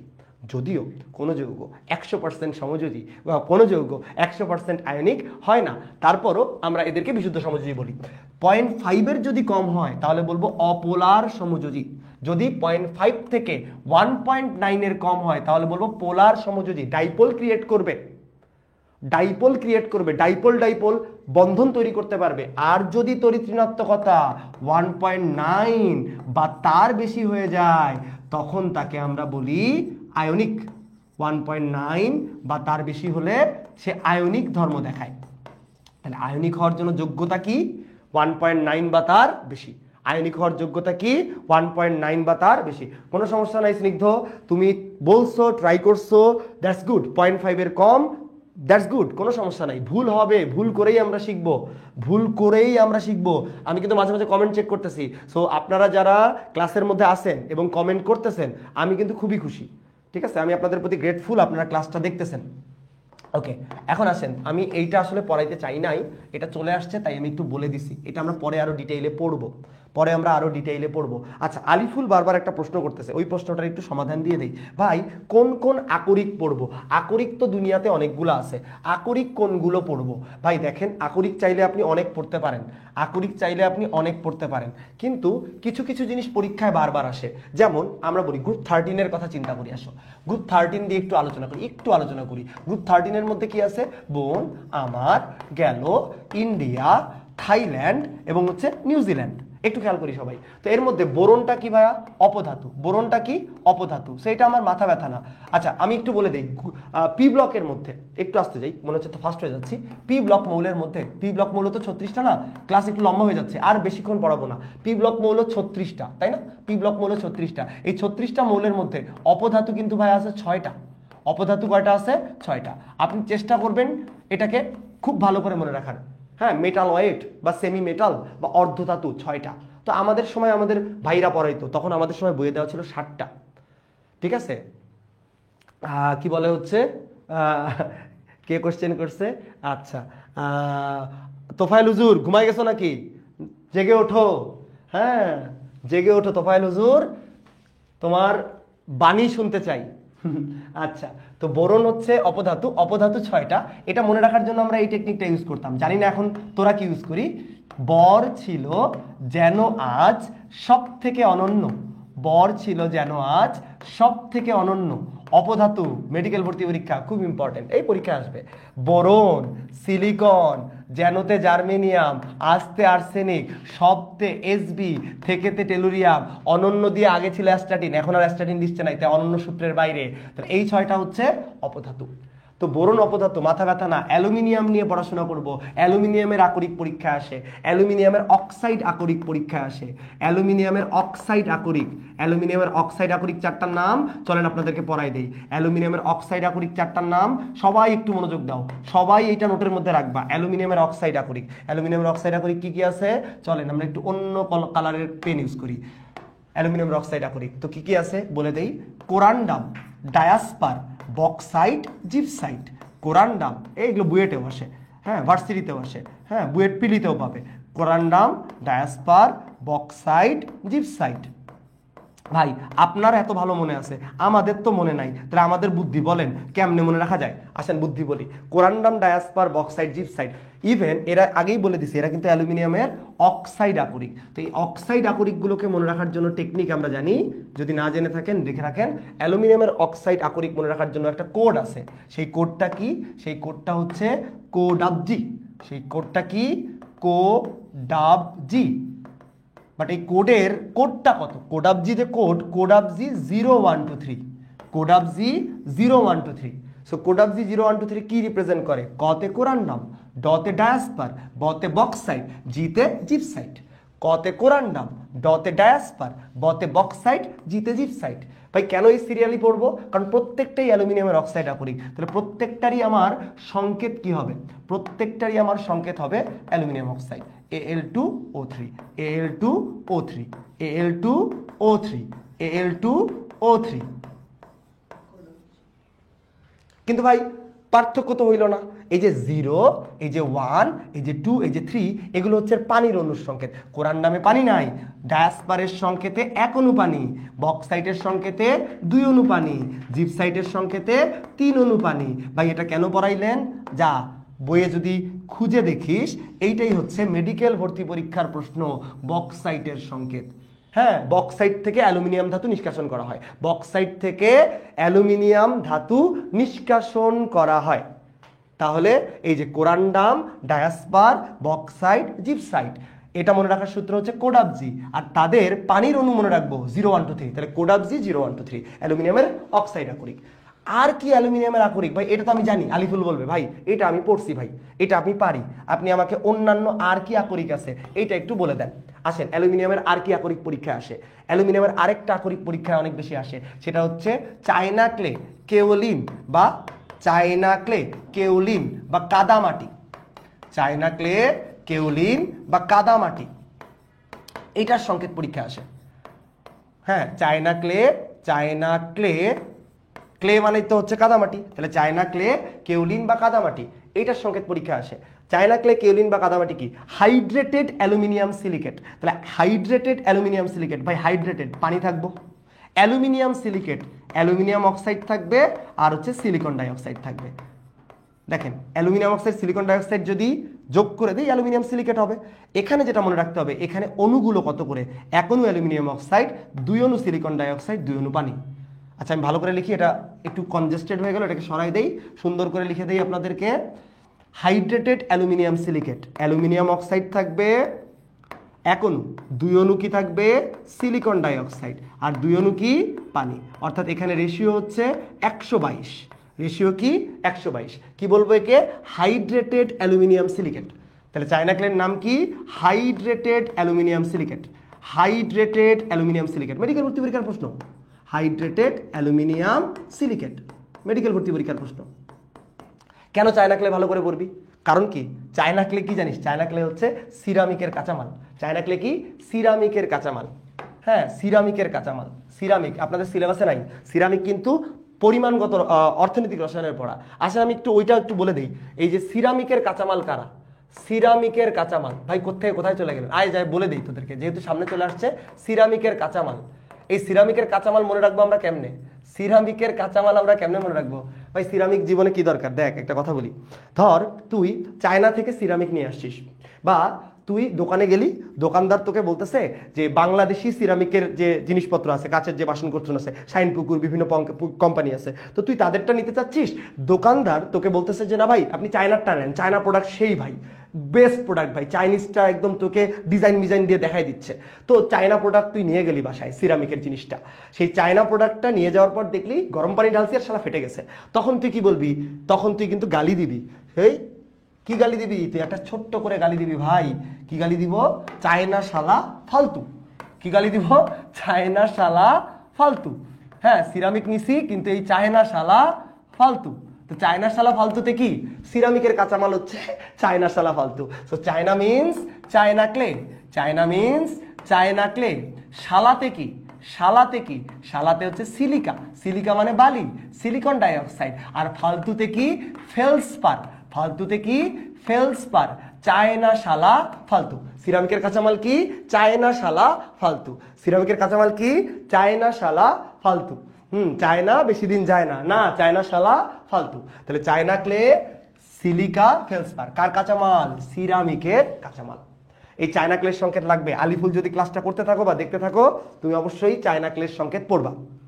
আচ্ছা, এরকম আরেকটা জিনিস আছে, যদিও সেখানে অ্যালুমিনিয়াম নাই, বাট পরীক্ষায় আসে, দেখি তোমরা পারো কিনা।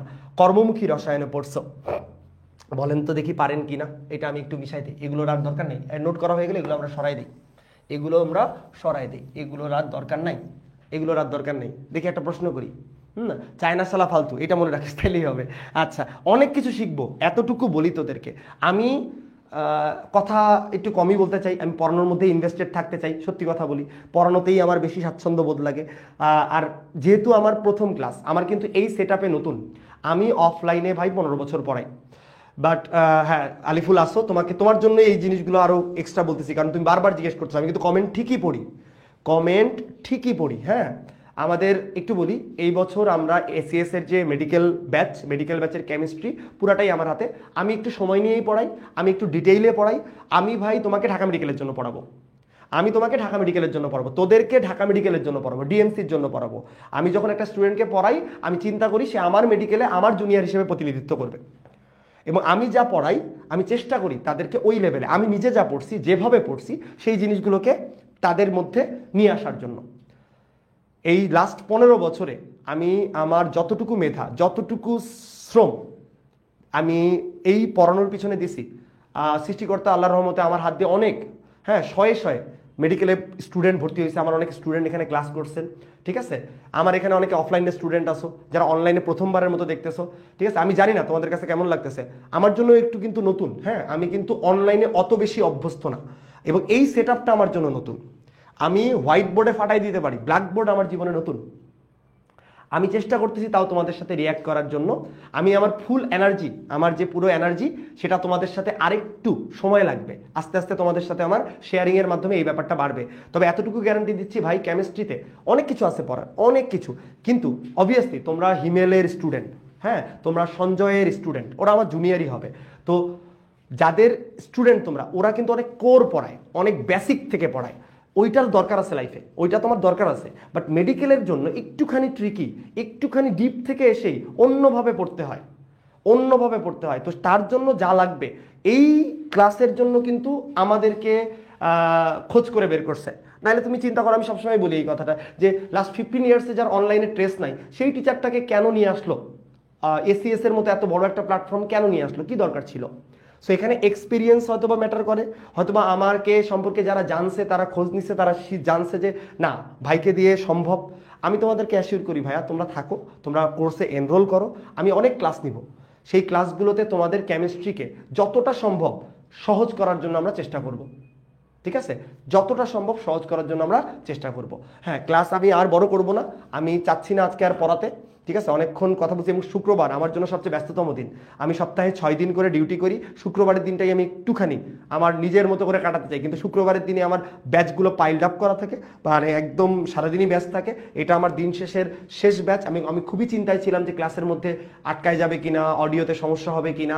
তো feel free to share your experience. যদি ক্লাস ভালো লাগে feel free to say, class যদি খারাপ লাগে ফিল ফ্রি টু সে, কোনো সমস্যা নেই। যারা নোট শেয়ার করতে চাও তারা নোট শেয়ার করবা। তোফায়েল হুজুর, আপনি কিন্তু খেয়াল রাখবেন বাচ্চারা নোট শেয়ার করতেছে কিনা, যা যা পড়ানো হয়েছে সেই কথাগুলোকে মনে রেখে নোট শেয়ার করতেছে কিনা, ঠিক আছে। আগামীকালকে আরেকটা ক্লাস হবে, এটা আমি বলবো যে 26-এর বাচ্চারা হয়তো বা একটুখানি অভাববোধ করতে পারো, জৈব যৌগের উপরে ক্লাসটা নিব, জৈব যৌগের উপরে আমি এর থেকেও ভালো ক্লাস হবে, এটার গ্যারান্টি দিচ্ছি। আমি তোরে জৈব যৌগ যা শেখাবো, যেমনে শেখাবো, believe it or not, 24 batch 25 batch, যেমনে যেখানে জৈব যৌগ ধরাই দিব, তুই সারা জীবন মনে রাখবি। ঠিক আছে, সারা জীবন মনে রাখবি। আমি আর আজকে ক্লাসটা দীর্ঘায়িত করতে যাচ্ছি না। আমাদের তোফায়েল হুজুর কি অনলাইনে আছে? আমরা কি দেখতেছি ফাহাদ হুজুর বা তোফায়েল হুজুর কেউ যদি অনলাইনে থাকে আমাকে অনুমতি দেন, আমি চলে যেতে চাই।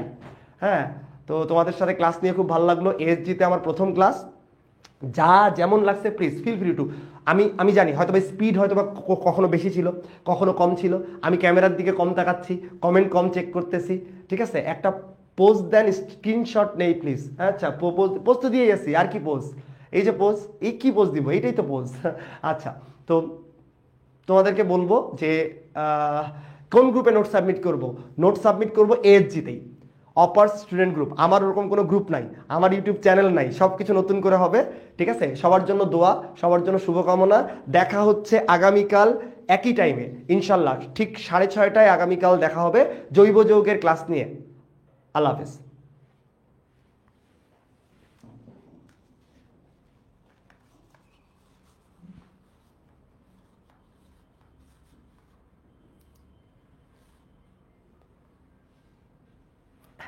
এক মিনিট 40-এই শেষ করবো।